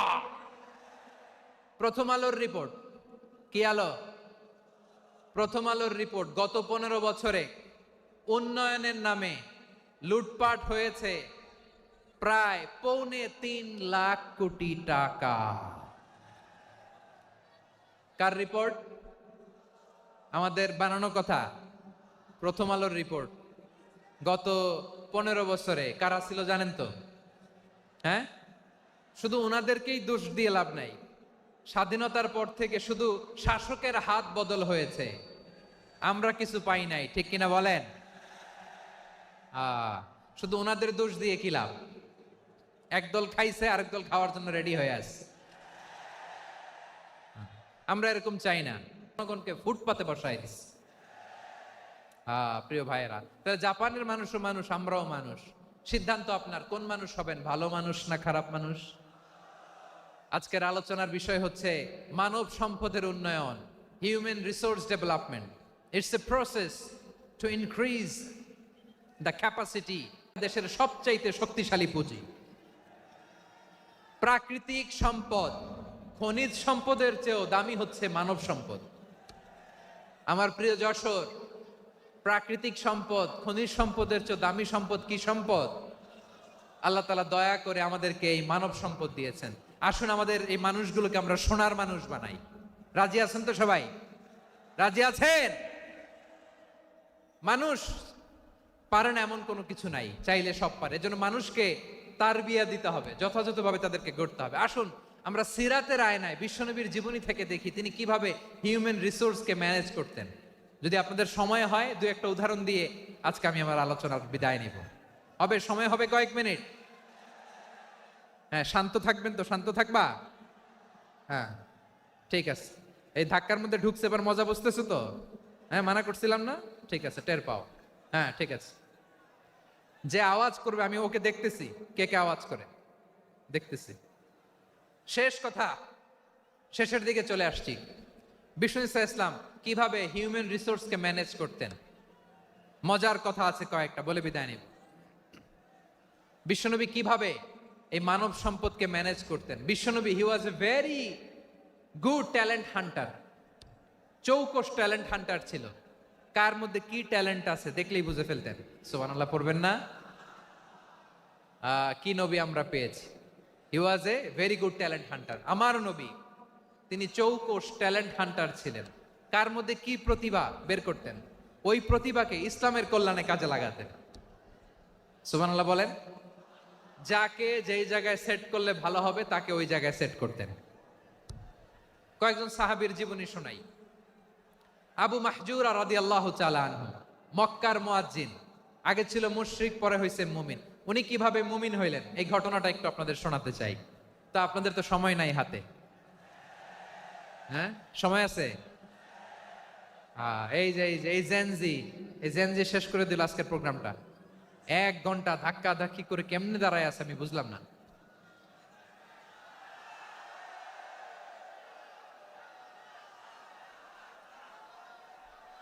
না না, তাকবিন না, চুপ করতে হবে। What I need, you stop, just shut up, চুপ। হ্যাঁ, ঠিক আছে, এভাবে। আবু মাহজুরা রাদিয়াল্লাহু তাআলা আনহু কিভাবে মুসলিম হলেন, আওয়াজ করে শুনেন। হুনাইনের যুদ্ধ, 8ম হিজরি। বিষ্ণু ইসলাম হুনাইনের যুদ্ধ শেষে ফিরতেছেন, পথিমধ্যে বেলাল রাদিয়াল্লাহু তাআলা আনহু, এই যে আবার কথা, আই রে আল্লাহ রে, এখানে ধাক্কা ধাক্কি কেন? চলে যাও, পেছনে যাও, যাও পেছনে যাও। কি আজীব তামাশা! যেখানে যায় এখানে ধাক্কা ধাক্কি, মারামারি, গায়ের উপরে, কাঁধের উপরে, শাউটিং। অনেক গুরুত্বপূর্ণ কথা পয়েন্ট করে নিয়ে আসে যে বলবো, এই শাউট করার কারণে প্রোগ্রামটাই নষ্ট করে দেয়। আসছে আমার ভালোবাসা দেখাইতে, প্রোগ্রামটাই শেষ করে দিয়ে চলে যায়। স্টপ। আবার কথা বল, স্টপ। হুনাইনের যুদ্ধে 8ম হিজরি, কত হিজরি? সবাই বলেন না একটু, কত হিজরি? 8ম হিজরিতে হুনাইনের যুদ্ধে রাসূল সাল্লাল্লাহু আলাইহি ওয়াসাল্লাম ফিরে আসতেছেন মদিনায়। পথিমধ্যে বেলাল রাদিয়াল্লাহু তাআলা আনহু আজান দিচ্ছেন। কি দিচ্ছেন? তো পাশে ছিল মুশরিকদের একটা পল্লী, কিছু মুশরিক তরুণ, কিছু অমুসলিম কিশোর, তারা আজানকে ব্যঙ্গ করতেছে। আমাদের বাংলায় মুখ ভেঙ্গানো বলে আর কি। বেলাল রাদিয়াল্লাহু তাআলা আনহু আজান দিচ্ছেন, ওই বাচ্চাগুলো মুশরিক, তো ওরা আজানকে ব্যঙ্গ করতেছে, বিকৃতি করে ওরাও আজান দিচ্ছে। উদ্দেশ্য হচ্ছে আজানকে নিয়ে ঠাট্টা করা। উদ্দেশ্য কি? ঠাট্টা করা। ব্যাপারটা মনে কষ্ট পাওয়ার মতো ব্যাপার না? কিন্তু বিশ্বনবী ওইখানে দেখেন কি খুঁজলেন। বিশ্বনবী খেয়াল করলেন অমুসলিম কিশোরদের মধ্যে থেকে একটা কিশোরের গলাটা বড় দরাজ গলা, কণ্ঠটা বড় সুন্দর। খেয়াল করে দেখলেন যে কিছু কিশোর বেলালের আজানকে ব্যঙ্গ করে, বিকৃতি করে, কিন্তু একজনের কণ্ঠ দেখতে পাচ্ছেন না এত দূরে, কিন্তু কণ্ঠটা বড় সুন্দর, দরাজ গলা। বিশ্বনবী সাহাবীদেরকে বললেন, ধরো এগুলারে, ধরো। সবগুলারে ধরে বিশ্বনবীর সামনে আনা হলো। ওরা হাঁটু গেড়ে বসলো। বিশ্বনবী বললেন, তোমাদের মধ্যে কে যেন ব্যঙ্গ করে আজান দিচ্ছিল, তার গলাটা বড় উঁচু, গলার বেসটা বড় মজবুত, মেলোডিয়াস, সুমধুর কণ্ঠ, কে? আবু মাহজুরা বলে, আমার বন্ধুরা সবাই আমার দিকে আঙ্গুল দেখায়, আমি পড়ে গেছি বিপদে। রাসূল সাল্লাল্লাহু আলাইহি ওয়াসাল্লাম বাকি অমুসলিম তরুণদেরকে ছেড়ে দিলেন, বললেন তোমরা যাও। আবু মাহজুরা বলে, আমি তো আজান দিতে জানি না, কারণ আমি তো বেলালেরটা শুইনা দিছি, আমার তো মুখস্থ নাই, আমি তো আজান দিতে জানি না। বিষ্ণু বললেন, জানো না? তাহলে আসো, আমি তোমারে শিখাই দেই। সুবহানাল্লাহ পড়েন। আবু মাহজুরা হাঁটু গেড়ে বসে, বিশ্বনবীর মোবারক হাত আবু মাহজুরার চুলের মধ্যে। বিশ্বনবী আজানের মুআল্লিম আবু মাহজুরাকে বলতেছে, ঠিক আছে তোমারে শিখাই দিচ্ছি, আমি যা যা বলবো আমার সাথে সাথে বলো, পারবা? আবু মাহজুরা বলে, পারবো। বিশ্বনবী আজান দিচ্ছেন, মাথায় হাত দিয়ে আল্লাহু আকবার,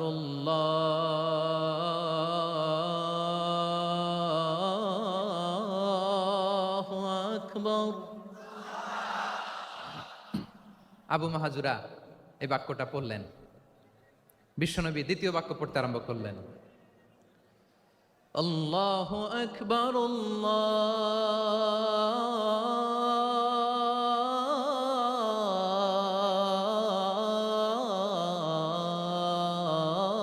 আল্লাহু আকবার। আবু মাহজুরা এই বাক্যটাও বললেন। বিশ্বনবী আবু মাহজুরার মাথার মধ্যে হাত দিয়ে তৃতীয় বাক্য পড়লেন, আশহাদু আল্লা ইলাহা ইল্লাল্লাহ।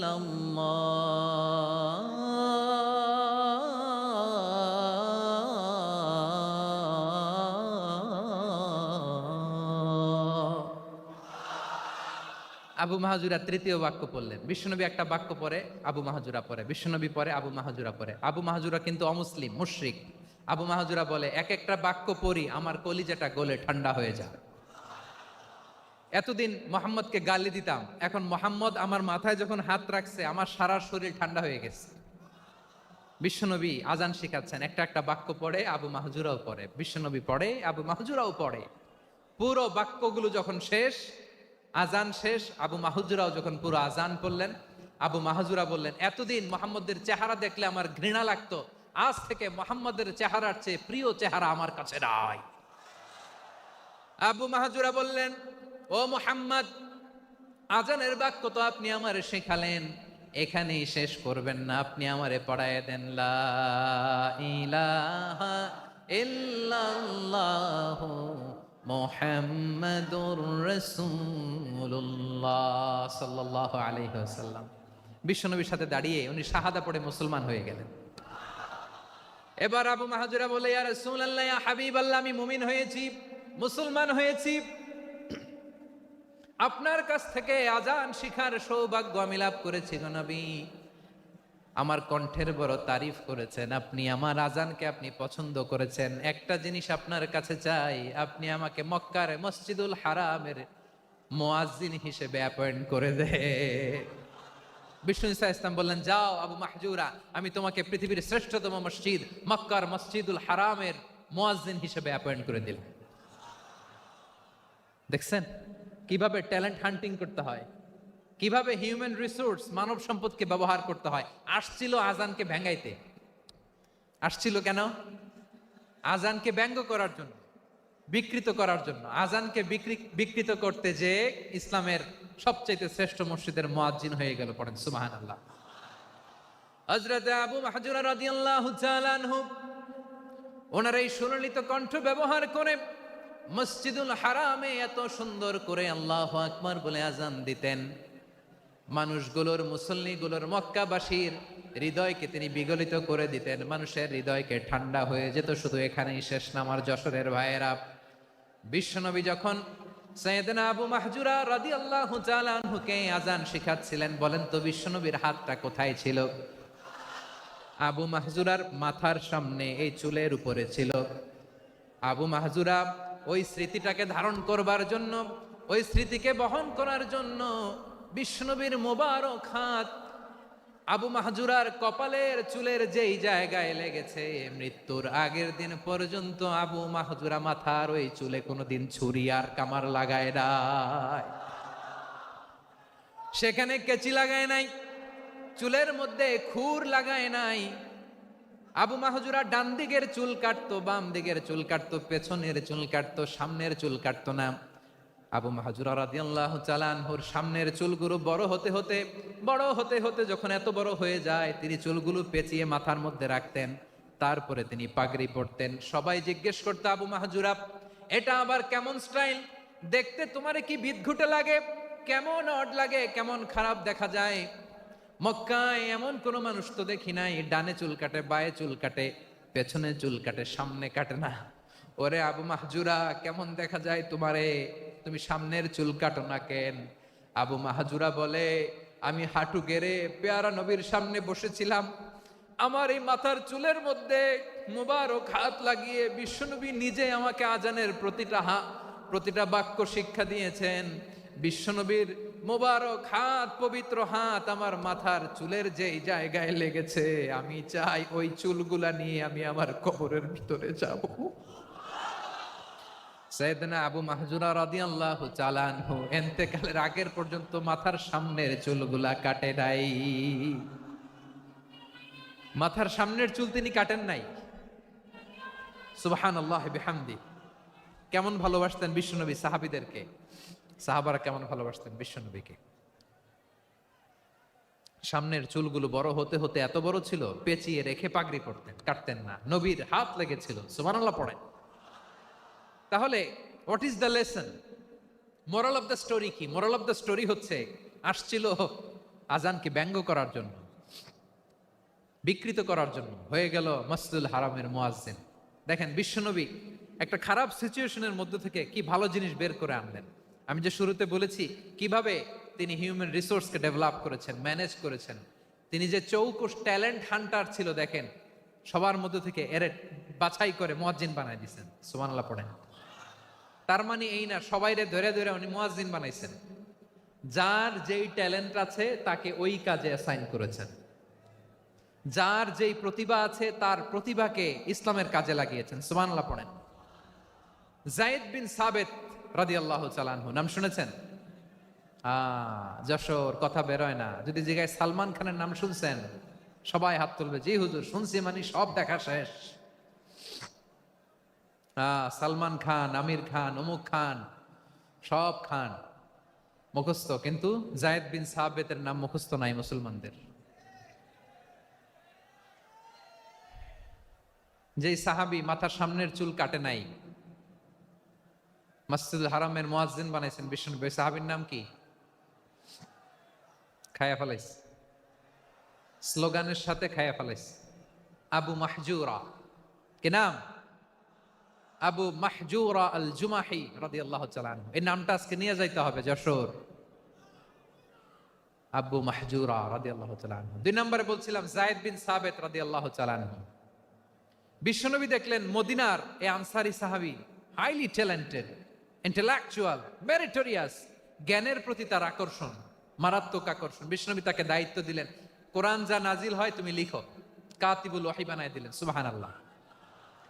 যায়েদ বিন সাবিতরে আবার আজান শিখান নাই, কারণ তার মধ্যে বিশ্বনবী প্রতিভা দেখেছেন, একাডেমিক প্রতিভা। বিশ্বনবীর একাডেমিক প্রজেক্টগুলো তিনি হ্যান্ডেল করতেন। যায়েদ বিন সাবিত ছিল বিশ্বনবীর ব্যক্তিগত সচিব। কি ছিল? ব্যক্তিগত সচিব। বোঝেন নাই? বিশ্বনবীর ব্যক্তিগত সচিব এবং দোভাষী। ইহুদিরা কিছু লিখে দিলে এটার অর্থ বিশ্বনবীরে বুঝায় দিতেন, আবার ইহুদিদের কাছে কিছু লিখতে হলে তিনি লিখে দিতেন। বিশ্বনবী একদিন বললেন, ইন্নী ওয়াল্লাহি মা আমানু ইয়াহুদা আলা কিতাব। ইহুদিরা যে চিঠি পাঠায় অর্থ তো বুঝি না, আরেক ইহুদি আইনে অর্থ করা লাগে। আবার ইহুদিদের কাছে কিছু লিখে পাঠাইতে চাইলে আমরা তো লিখতে পারি না, ইহুদিরে দিয়ে লেখা লাগে। ওরা যে পয়রা শোনায় লিখে দেয়, আমি ওদের বিশ্বাস করি না, আমার নিজের একজন লোক দরকার। বিশ্বনবী এই যায়েদ বিন সাবিতকে চুজ করলেন ল্যাঙ্গুয়েজের জন্য। উনি বললেন, যায়েদ, তোমার সফট স্কিলকে ডেভেলপ করতে হবে, তুমি হিব্রু ল্যাঙ্গুয়েজ শিখে ফেলো। যায়েদ বিন সাবিত বলল, বিশ্বনবীর মোটিভেশন আর ইন্সপিরেশন পেয়ে আমি 15 দিনে ইহুদিদের এই হিব্রু ল্যাঙ্গুয়েজ শিখে ফেললাম। শুধু শিখে ফেললাম না, হাত্তা হাদিকতু, even I became master in the language. এই ভাষা আমি পারদর্শী হয়ে গেলাম। এরপরে ইহুদিরা চিঠি লিখে পাঠালে আর কোনো ইহুদি ডাকা লাগতো না, আমি নবীর এটার অর্থ শুনে পরে বুঝায় দিতাম। আবার ইহুদিদের কাছে চিঠি লেখা লাগলে আমি যায়েদ বিন সাবিত চিঠি লিখে দিতাম। সুবহানাল্লাহ। দেখেন, এত সাহাবীর মধ্য থেকে বিশ্বনবীর একাডেমিক প্রজেক্ট, ব্যক্তিগত সচিব, দোভাষী হিসেবে তিনি যায়েদ বিন সাবিতের মতো তরুণকে নির্বাচিত করেছেন। কেমন ট্যালেন্ট হান্টার ছিল আমার নবী। সুবহানাল্লাহ পড়বেন না? বিশ্বনবীর ইন্তেকালের পরে সাইয়েদনা আবু বকর রাদিয়াল্লাহু তাআলা আনহু যখন খলিফা হয়ে আসলেন, কোরআনকে সংকলনের দায়িত্ব দেয়া লাগবে, কোন সাহাবীকে দিবেন? সব সাহাবারা মিলে পরামর্শ করলেন। সাইয়েদনা আবু বকর, ওমর সবাই মিলে এই বিশাল কোরআন সংকলনের গুরু দায়িত্ব বিশ্বনবীর ব্যক্তিগত সচিব, বিশ্বনবীর দোভাষী, বিশ্বনবীর সিলেক্ট করাই লোক যায়েদ ইবনে সাবিত রাদিয়াল্লাহু তাআলা আনহুকে দিয়েছে। কোরআনের কবি তো আজকে এখানে রাখে নাই। এই যে আজকের যে কোরআন পড়েন, এটা আগে এরকম ছিল না।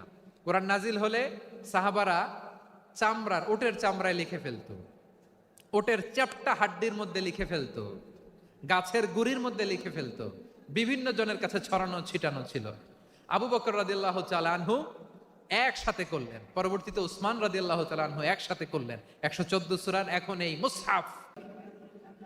ইসলামের প্রথম কূটনৈতিক, ইসলামের প্রথম ডিপ্লোম্যাট, প্রথম অ্যাম্বাসেডর মুসআব ইবনে উমাইর, মক্কার তরুণ যুবক। উনি পারফিউম লাগাইলে মানুষ দেখলেই বুঝতো এটা মুসআব লাগাইছে। এমন ড্যাশিং ফেসের ছিল, এমন স্মার্ট ড্যাশিং ফেস, এমন পার্সোনালিটির মানুষ ছিল মুসআব রাদিয়াল্লাহু তাআলা। কারণ যিনি ইসলামের স্পোকম্যান হবেন, মুখপাত্র হবেন, তার স্মার্ট হওয়ার দরকার আছে না নাই? আকাবার প্রথম শপথ যখন হলো, তাদের সাথে বিষ্ণু ইসা ইসলাম মদিনাতে একজন মুখপাত্র পাঠালেন, ডিপ্লোম্যাটকে পাঠালেন, অ্যাম্বাসেডর অফ ইসলাম, তিনি হচ্ছেন মুসআব ইবনে উমাইর। পড়েন সুবহানাল্লাহ। বিশ্বনবী দেখলেন সে অনেক স্মার্ট, তার ডেডিকেশন আছে, সিনসিয়ারিটি আছে, এবং মদিনায় যে আউস খাজরাজ গোত্রের নেতাদের সাথে ডিল করতে হবে, ইহুদিদের সাথে ডিল করতে হবে, ওখানে একজন পাক্কা জানু খেলোয়াড়ের দরকার আছে না নাই? মুসআব ইবনে উমাইর রাদিয়াল্লাহু তাআলা আনহু, ওনাকে বিষ্ণু ইসা ইসলাম চুজ করলেন। এবং বিষ্ণু ইসা ইসলামের এই চুজিংটা, এই সিলেকশনটা এত সুন্দর ছিল, তিনি মদিনাতে যে বিশ্বনবী আসার আগেই মদিনার জমিনকে তিনি উর্বর করে ফেলছেন। প্রতিটা ঘরে ঘরে কালিমার দাওয়াত তিনি পৌঁছায় দিচ্ছেন। জুমার বিধান নাজিল হয়েছে, কিন্তু মক্কায় পরিবেশ নাই জুমা পালনের। বিষ্ণু ইসা ইসলাম একজনকে দিয়ে খবর পাঠালেন, যাও মদিনায় মুসাবকে যে বলো, মুসাব তো আমার শিক্ষক, আমার স্পোকম্যান, মদিনাতে যেন তারা জুমা কায়েম করে। বিশ্বনবীর আগেই মুসআব মদিনার মুসলিমদেরকে নিয়ে মদিনায় প্রথম জুমা কায়েম করে ফেলছে। কোন সুবহানাল্লাহ।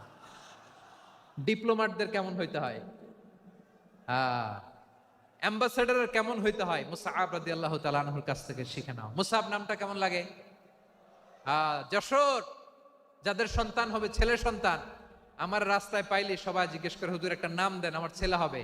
যশোরবাসীর জন্য আমি একটা নাম দিয়ে দিলাম, নাম রাখতে হবে মুসআব। কি নাম? নামটা যাদের ভাল লাগে, ছেলে সন্তান অনাগত আসবে, মনে চাইলে নাম রেখে দিবেন মুসআব রাদিয়াল্লাহু তাআলা আনহুর নামে মুসআব। তাহলে মুসআব রাদিয়াল্লাহু তাআলা আনহুকে বিশ্বনবী ল্যাঙ্গুয়েজ শিখান নাই, সফট স্কিল শিখান নাই। যায়েদ রাদিয়াল্লাহু তিনি হিব্রু ল্যাঙ্গুয়েজ শিখেছেন, সুরিয়ানি শিখেছেন, কিন্তু মুসআবকে তিনি বানিয়েছেন the spokesman of Islam, the first diplomat, the ambassador of Islam. সুবহানাল্লাহ পড়বেন না? আব্দুল্লাহ ইবনে আব্বাস রাদিয়াল্লাহু তাআলা আনহু বিশ্বনবীর কাজিন, চাচাতো ভাই। আবার মাইমুনা রাদিয়াল্লাহু তাআলা আনহু, মাইমুনা নবীর স্ত্রী, তিনি ছিলেন আব্দুল্লাহর আপন খালা। তো নবীর বউ যদি ওনার খালা হয়, নবী তার কি? বুঝে নাই, নবী তার কি? খালু। তাহলে সম্পর্ক অনেক গভীর, কাজিন আবার খালু। ছোট্ট মানুষ, তাই রাতে মাঝে মাঝে ঘরে থাকতো। বিশ্বনবী দেখলেন আব্দুল্লাহ যেহেতু আমার ঘরে ঢুকতে পারে, আব্দুল্লাহরে এই উম্মতের বড় শিক্ষাবিদ বানাইতে হবে। কথা বোঝে নাই? আব্দুল্লাহকে কি বানাইতে হবে? শিক্ষাবিদ, এডুকেটর অফ দিস উম্মাহ, এই উম্মার শিক্ষাবিদ বানাইতে হবে। তাই আব্দুল্লাহ ইবনে আব্বাসকে বিশ্বনবী হাতে কলমে শিক্ষা দিয়েছেন। আহারে, আর এরপরে যে কি ভাষা আসবে তোমাদের জন্য আমার মুখ থেকে আমি নিজেও জানি না, আমি নিজেও জানি না। 1 ঘন্টা যাবত ধাক্কা ধাক্কি মারামারি। তো আসতে বলছে কে তোমাকে? পেছনে চলে যাও, জায়গা না পেলে। পুরো প্রোগ্রামটাই নষ্ট করে দিল।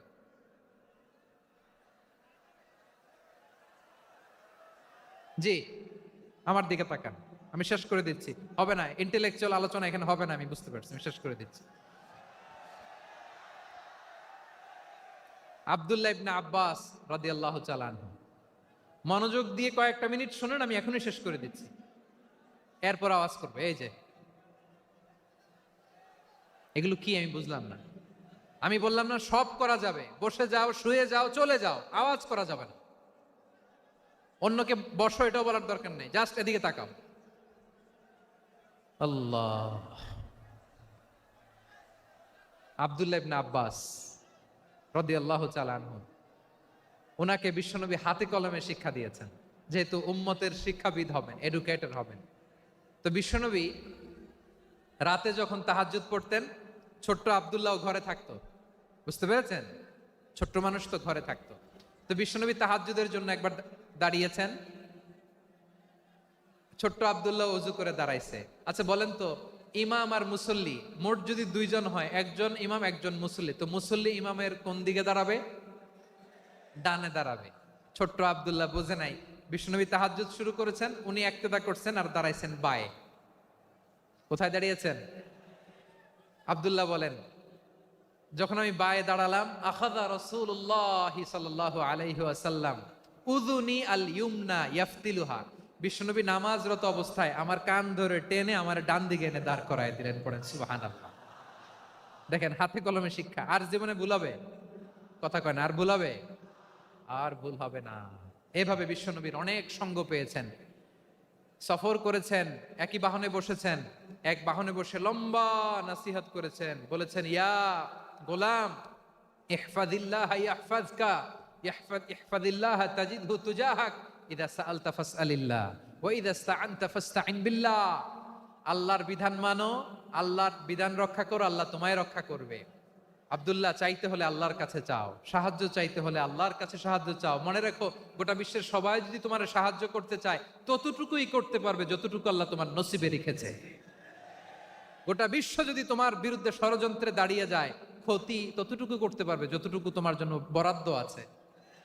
এর বাইরে কিছু করতে পারবে না। আওয়াজ করে বলেন ঠিক কিনা? এভাবে হাতে কলমে শিখিয়েছেন, বিশ্বনবীর সঙ্গ পেয়েছেন। ওনাকে বিশ্বনবী সাল্লাল্লাহু আলাইহি ওয়াসাল্লাম শিক্ষাবিদ, এডুকেটর অফ দিস উম্মাহ হিসেবে সিলেক্ট করেছেন, হাতে কলমে শিখিয়েছেন। বিশ্বনবী একবার প্রকৃতির ডাকে সাড়া দিয়ে এসেছেন। এখন কি করতে হবে? নামাজের জন্য অজু করতে হবে। বিশ্বনবী এসেই দেখেন অজুর বদনায় পানি ভরা, খুশি হয়ে গেলেন, বললেন, কে রেখেছে পানি? একজন বলল, আব্দুল্লাহ রেখেছে। বিশ্বনবী অত্যন্ত খুশি হলেন, খুশি হয়ে একটা দোয়া করলেন, বললেন, আল্লাহুম্মা ফাক্কিহু ফিদ্দীন ওয়া আল্লিমহু তা'ওয়ীল। আল্লাহ, তুমি আব্দুল্লাহকে দ্বীনের বুঝ দিও আর কোরআনের তাফসির শিক্ষা দিও। বিশ্বনবীর এই দোয়া এমন লাগছে, উনি রাইসুল মুফাসসিরিন, এই পৃথিবীতে যত মুফাসসির ছিল, যত মুফাসসির আসবে, সকল মুফাসসিরের সম্রাট হিসেবে স্বীকৃত হয়েছেন। আব্দুল্লাহ ইবনে আব্বাস বিশ্বনবী ওনারা আজান শিখান নাই, বিশ্বনবী ওনারা ল্যাঙ্গুয়েজ শিখান নাই, বিশ্বনবী ওনারা অ্যাম্বাসাডার বানান নাই, হাতে কলমে শিক্ষা দিয়েছেন। ছোট্ট মানুষ বিশ্বনবী ইন্তেকাল করলেন, আবু বকরের সময় গেল, ওমরে ফারুকের খেলাফত, তখনও তিনি তরুণ। ওমরে ফারুক রাদিয়াল্লাহু তাআলা আনহু ওনার ক্যাবিনেট মিনিস্ট্রির বৈঠকে এ আব্দুল্লাহ ইবনে আব্বাসকে পাশ দিয়ে বসায় রাখতেন।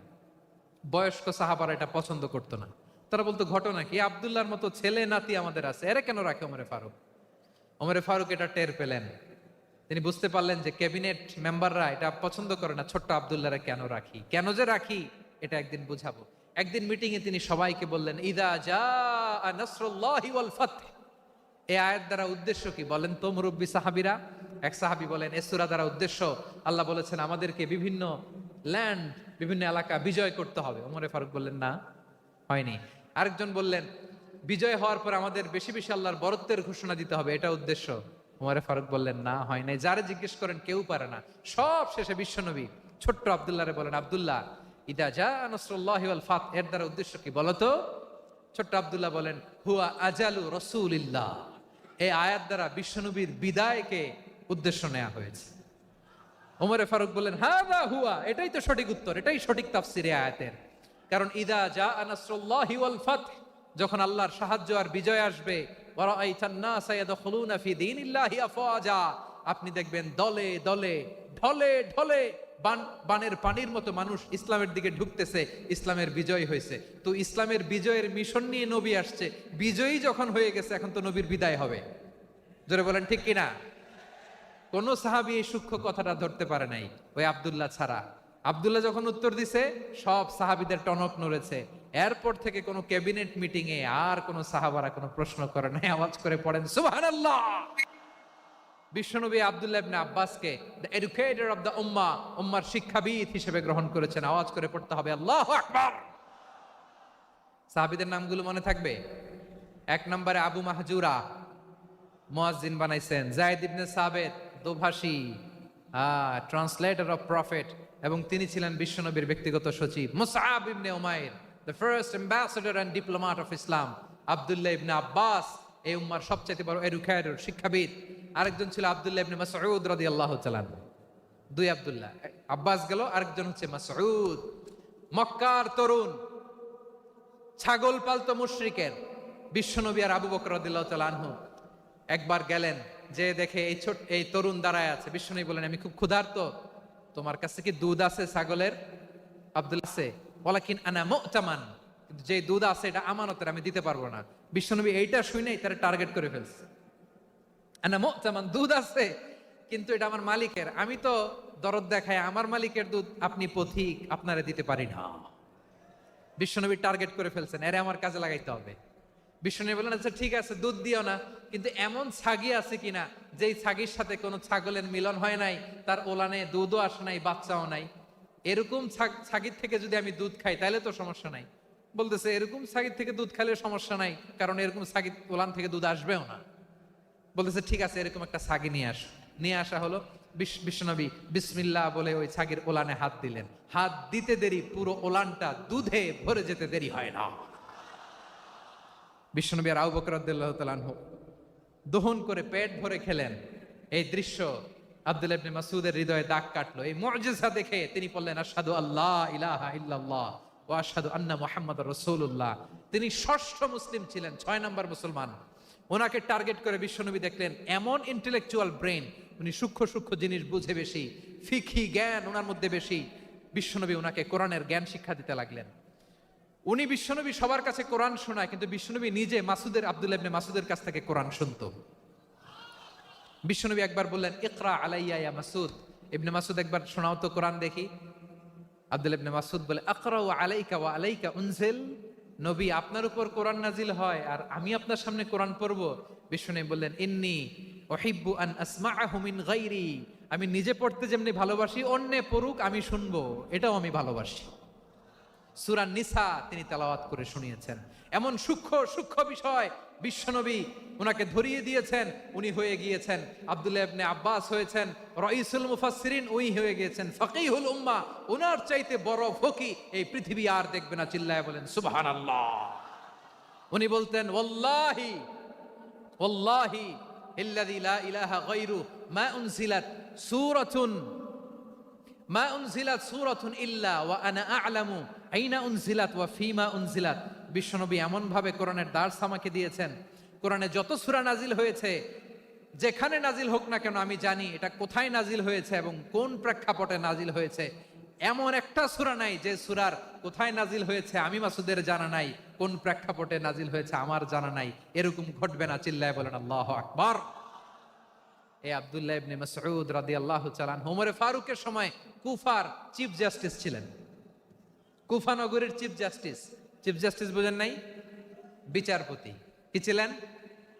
সবাই বলে নাই কি ছিলেন? বিচারপতি ছিলেন।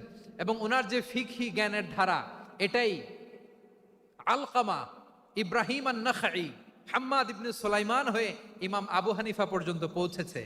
এবং ওনার ফিকহি জ্ঞানের ধারাই হানাফি মাযহাবে অ্যাকসেপ্ট হয়েছে। আজও এগুলো হানাফি মাযহাবে চর্চিত হয়। হানাফি মাযহাবের সব ফিক আব্দুল্লাহ ইবনে মাসউদের ফিকহি জ্ঞানের ধারা থেকে নেওয়া হয়েছে। চিল্লায় পড়েন সুবহানাল্লাহ।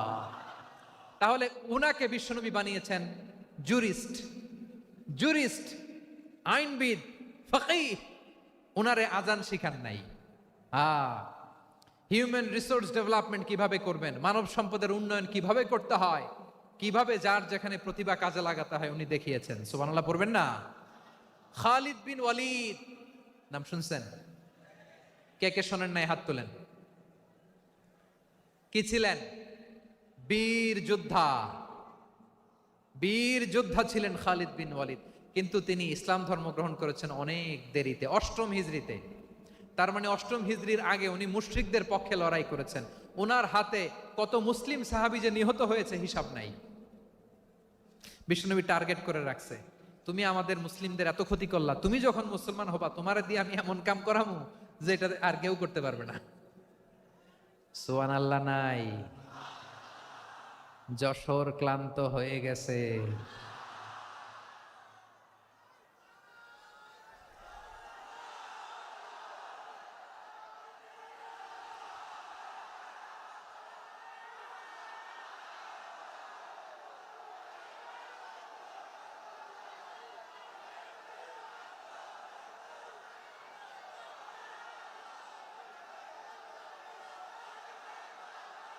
মাশাআল্লাহ, বসুন বসুন বসুন। খালিদ বিন ওয়ালিদ রাদিয়াল্লাহু তাআলা আনহু 8ম হিজরিতে মুসলিম হয়েছেন, মক্কা বিজয়ের আগে। তো মক্কা বিজয়ের আগে যখন মুসলিম হয়েছেন, এর আগে কি করছেন? কাফিরদের সাথে যুদ্ধ করেছেন। উনি উহুদের যুদ্ধে মুসলমানদের যে পরাজয় ভাব, কঠিন পরিস্থিতির মুখোমুখি উনার কারণে পেছন থেকে এমন আতর্কিত আক্রমণ করেছেন, মুসলমানদেরকে কচুকাটা করেছেন। 8ম হিজরিতে আল্লাহ তাআলা হেদায়েতের নূর দিয়ে ওনার হৃদয়টাকে উজালা করে দিলেন। লা ইলাহা এটা এমন বাণী যার হৃদয়ে একবার টাচ খাবে, এইটা থেকে সে আর পালিয়ে বেড়াতে পারে। ঝিনুকের ভেতর লুকিয়ে থাকে যেমন মতি, ঝিনুকের ভেতর লুকিয়ে থাকে যেমন মতি, কলমা শাহাদাতে আছে আল্লাহর জ্যোতি, কলমা শাহাদাতে আছে আল্লাহর জ্যোতি। ঠিক কিনা বলেন? মক্কা বিজয়ের আগে মুসলিম হলেন, হওয়ার পরেই বিশ্বনবীর টার্গেট ফুলফিল হলো। ওই যে টার্গেট করে রেখেছেন আর দোয়া করেছেন, খালিদ বিন ওয়ালিদ যদি মুসলিম হয় তাকে আমি মিলিটারি চিফ বানাবো। ওনাকে আজান শিখান নাই, ওনারে কান ধইরা নামাজের এই মাথা থেকে ওই মাথা আনান নাই, ফিকহি কোরআনের সূক্ষ্ম তাফসীর ওনারে শিখান নাই, অ্যাম্বাসেডর বানান নাই। বিষ্ণু ইসলাম ওনাকে সামরিক অভিযানে প্রেরণ করেছেন। সামরিক অভিযানে তিনি প্রেরণ করেছেন। উনার জীবদ্দশায় উনার নেতৃত্বে যতগুলো যুদ্ধ হয়েছে, একটা যুদ্ধেও তিনি পরাজয় বরণ করেন নাই। ওমরে ফারুকের সময়কালে তিনি চিফ অফ মুসলিম মিলিটারি, মানে মুসলিম সেনাপতি হয়েছেন। যশোর আওয়াজ করো, ঠিক কিনা বলো? সেনাপতি, মুসলিম সেনাপতি। তাহলে কিভাবে হিউম্যান রিসোর্স ব্যবহার করতে হয় গোটা বিশ্ব আমার নবীর কাছ থেকে শিখে নাও। খালিদ বিন ওয়ালিদ, ওনাকে বিশ্বনবী একটা উপাধি দিয়েছেন। উপাধিটা হচ্ছে সাইফুল্লাহিল মাসলুল, আল্লাহর নাঙ্গা তরবারি, আল্লাহর খোলা তরবারি, দ্য ওপেন সোর্ড অফ আল্লাহ। খালিদ বিন ওয়ালিদ মুসলিম সেনাপতি। হাসান বিন সাবেত নাম শুনছেন? দেখি উনি কি ছিল বলেন। রাসূলের সভা কবি, কালচারাল হিজিমনিকে ডিফিট করার জন্য। উনি ভালো অস্ত্র চালানো জানতেন না, ওই কাজে উনি যেতেন না। ওনার ছিল কাব্য প্রতিভা। কাব্য প্রতিভা, কাফিররা কবিতা দিয়ে নবীকে গালি দিত। বিশ্বনবী বলতেন, ইয়া হাসান আজিব আন রাসূলিল্লাহ, তুমি নবীর হয়ে কাফেরদের এই কথাগুলোর জবাব দাও। বিশ্বনবীর একটা মিম্বার ছিল, বিশ্বনবীর মিম্বারের পাশাপাশি মসজিদে নববীতে এই হাসান বিন সাবিতের জন্য বিশ্বনবী একটা স্পেশাল মিম্বার বানিয়ে দিয়েছেন। এখান থেকে তুমি জবাব দাও। এবং বিশ্বনবী বলেছেন, আল্লাহুম্মা আইয়িদহু বিরূহিল কুদুস। আল্লাহ, হাসান আমার পক্ষে জবাব দেয়, তুমি জিব্রাইল মারফত তাকে সাহায্য পাঠাইয়া দিও। রাসূল সাল্লাল্লাহু আলাইহি ইসলামের সভা কবি, the poet of the prophet, নবীর কবি। উনি কবিতা দিয়ে, এমন উচ্চাঙ্গের ভাষায় কবিতা দিয়ে তিনি জবাব দিতেন, কাফিরদের গা শিহরে যেত, তাদের হৃদয়ে আগুন ধরে যেত। তাহলে এরকম কবিরও দরকার আছে না নাই? এখন যাকে আল্লাহ দিছে কাব্য প্রতিভা, এরা যদি আপনি যুদ্ধের ময়দানে পাঠান হবে? যারে দিছে সুরেলা গলা, এরা যদি অ্যাম্বাসেডর বানান হবে না। হাসান বিন সাবিত ছিলেন বিশ্বনবী সাল্লাল্লাহু আলাইহি ওয়াসাল্লামের কবি। হুযায়ফা ইবনুল ইয়ামান বিশ্বনবীর গোয়েন্দা বিভাগের প্রধান। কিসের প্রধান? হুযায়ফা ইবনুল ইয়ামান। ওনার ছিল ডিটেকটিভ মাইন্ড, ডিটেকটিভ মাইন্ড, গোয়েন্দা বিভাগের প্রধান। এবং উনি হচ্ছেন সাহিবু সিররি রাসূলিল্লাহ, রাসূল সাল্লাল্লাহু আলাইহি ওয়াসাল্লামের গোপন তথ্যের ধারক বাহক। নবীর যেই কথা কেউ জানে না, সব হুযায়ফার পেটের ভিতরে ছিল। সুবহানাল্লাহ পড়েন। মদিনার যত ইহুদিদের একটা লিস্ট ছিল, এই লিস্ট শুধু দুইজন জানতো, বিশ্বনবী আর হুযায়ফা। সুবহানাল্লাহ পড়বেন না? তাহলে উনাকে কোন দায়িত্ব দিছে? কোন বিভাগ? যশোর, আওয়াজ করো, কোন বিভাগ? গোয়েন্দা বিভাগের হেড ছিল। খন্দকের যুদ্ধে প্রচন্ড আজকের মতো শৈত্য প্রবাহ, মাটি খনন করতে করতে সাহাবীদের পেটে ক্ষুধা নাই, দাঁড়াইতে পারে না নামাজের জন্য, এত ক্লান্ত, ক্ষুধা, ক্লান্ত, শ্রান্ত। বিশ্বনবী বললেন, কে আছো? এই কঠিন শীত, এই ভয় আর ক্ষুধার মধ্যেও খন্দকের পরীক্ষার টপকে শত্রু শিবিরে যে আমাকে তথ্য দিবা, কে আছো? কারো গায়ে শক্তিই নাই যে দাঁড়াবে, কেউ দাঁড়ায় না। বিশ্বনবী তখন নিজে হুযায়ফাকে ডাক দিলেন, হুযায়ফা, যে আমাকে আজকে শত্রু শিবিরের তথ্য এনে দিবে, সে জান্নাতে আমার মোরাফাকা, আমার সঙ্গী হবে।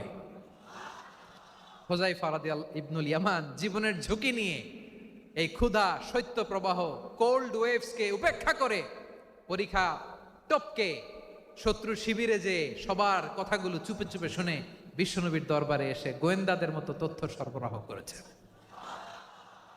বিশ্বনবীর গোয়েন্দা বিভাগের প্রধান হুযায়ফা ইবনুল ইয়ামান ইন্টেলিজেন্স বিভাগ চালাতেন।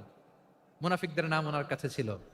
মুআয ইবনে জাবাল মদিনা রাষ্ট্রের সবচেয়ে সিনিয়র আমলা ছিলেন। আমলাতন্ত্র চিনেন তো? প্রশাসনিক কাজ যারা চালায়, অ্যাডমিনিস্ট্রেশন বোঝেন না? The department of administration. মদিনার রাষ্ট্রের সিনিয়র আমলা মুআয ইবনে জাবাল মুতাখাসসিসুন ফিল হালাল ওয়াল হারাম, হালাল হারামের স্পেশালিস্ট ছিলেন। বিশ্বনবী উনাকে ইয়ামানের গভর্নর করে পাঠাইছেন। বলেছেন, ইন্নাকা তা'তি কওমান আহলা কিতাব, এমন গোষ্ঠীর কাছে যাবা যারা ইহুদি নাসারা, আগে শাহাদা পড়লে এরপরে নামাজের দাওয়াত দিও, নামাজ পড়লে যাকাতের দাওয়াত দিও। গভর্নরের অ্যাটিটিউড যেমন থাকে তেমন অ্যাটিটিউড ধরে রেখো। সুবহানাল্লাহ পড়েন। তাহলে মুআয ইবনে জাবালকে দিয়ে বিশ্বনবী কবিতা লেখায় নাই, চিঠি লেখায় নাই, আজান দেওয়ায় নাই। সুবহানাল্লাহ পড়বেন না? সব শেষ সাহাবী বলি, আবু হুরায়রা রাদিয়াল্লাহু তাআলা আনহু, নাম শুনছেন? বিড়ালের বাবা। কি করতেন? খালি হাদিস মুখস্থ করতেন।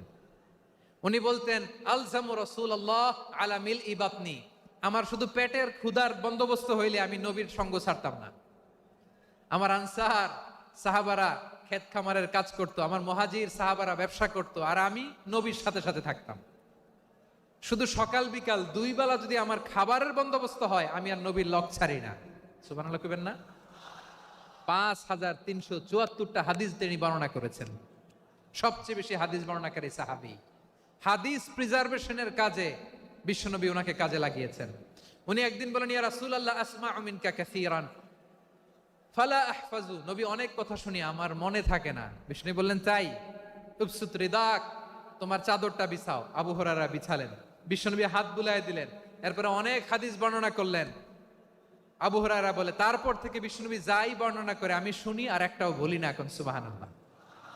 বিশ্বনবী ওনাকে হাদিস প্রিজার্ভেশন, নবীর এই যে লক্ষ্য হাদিস প্রিজার্ভেশনের এই দায়িত্ব দিয়েছেন সাইয়েদনা আবু হুরায়রা রাদিয়াল্লাহু তাআলা আনহুকে।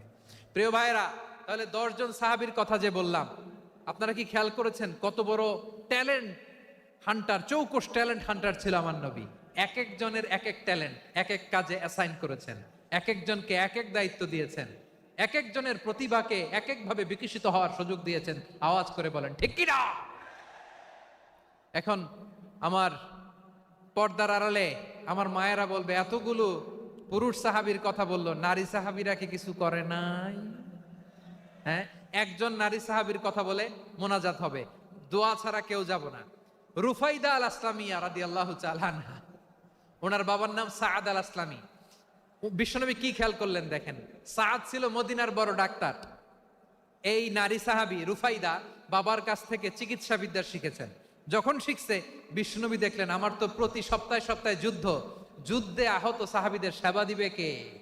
বিশ্বনবী রুফাইদাকে বললেন, রুফাইদা তুমি মসজিদে নববীর পাশে একটা মেডিকেল ক্যাম্প করো।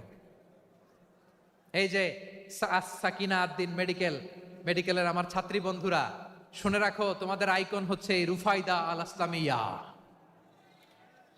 বিশ্বনবীর ডিরেকশন অনুযায়ী তিনি মসজিদে নববীর পাশে একটা মেডিকেল ক্যাম্প করলেন এবং আহত সাহাবাদের চিকিৎসা উনি ওনার টিম নিয়ে দিতেন। বিশ্বনবীর পরামর্শে উনি আনসারি এবং মুহাজির মহিলা সাহাবীদেরকে নিয়ে একটা স্পেশাল মেডিকেল টিম গঠন করলেন। খায়বার যুদ্ধে 7ম হিজরিতে যখন বিশ্বনবী যায়, উনি ওনার টিম নিয়ে আসলেন, বললেন, ইয়া রাসূলুল্লাহ, আমরা তো তলোয়ার চালাতে পারি না, আমরা তো তীর মারতে পারি না, আপনি যদি অনুমতি দেন খায়বার অভিযানে আমি আমার টিম নিয়ে মেডিকেল টিমের সেবাটা সার্ভিসটা দিতে চাই। পড়েন সুবহানাল্লাহ। বিশ্বনবী অনুমতি দিলেন, যোদ্ধা সাহাবীদের সাথে রুফাইদা আল আসলামিয়া উনিও মেডিকেল টিম নিয়ে অগ্রসর হলেন। খায়বারের প্রতিটা আহত ইনজুর্ড সাহাবী, যারা ইনজুরি শিকার হয়েছেন, সবাই রুফাইদা আল আসলামিয়ার এই মেডিকেল ক্যাম্প থেকে চিকিৎসা সহায়তা পেয়েছেন। সুবহানাল্লাহ পড়েন। দেখেন কিভাবে বিশ্বনবী ট্যালেন্ট বাছাই করতেন।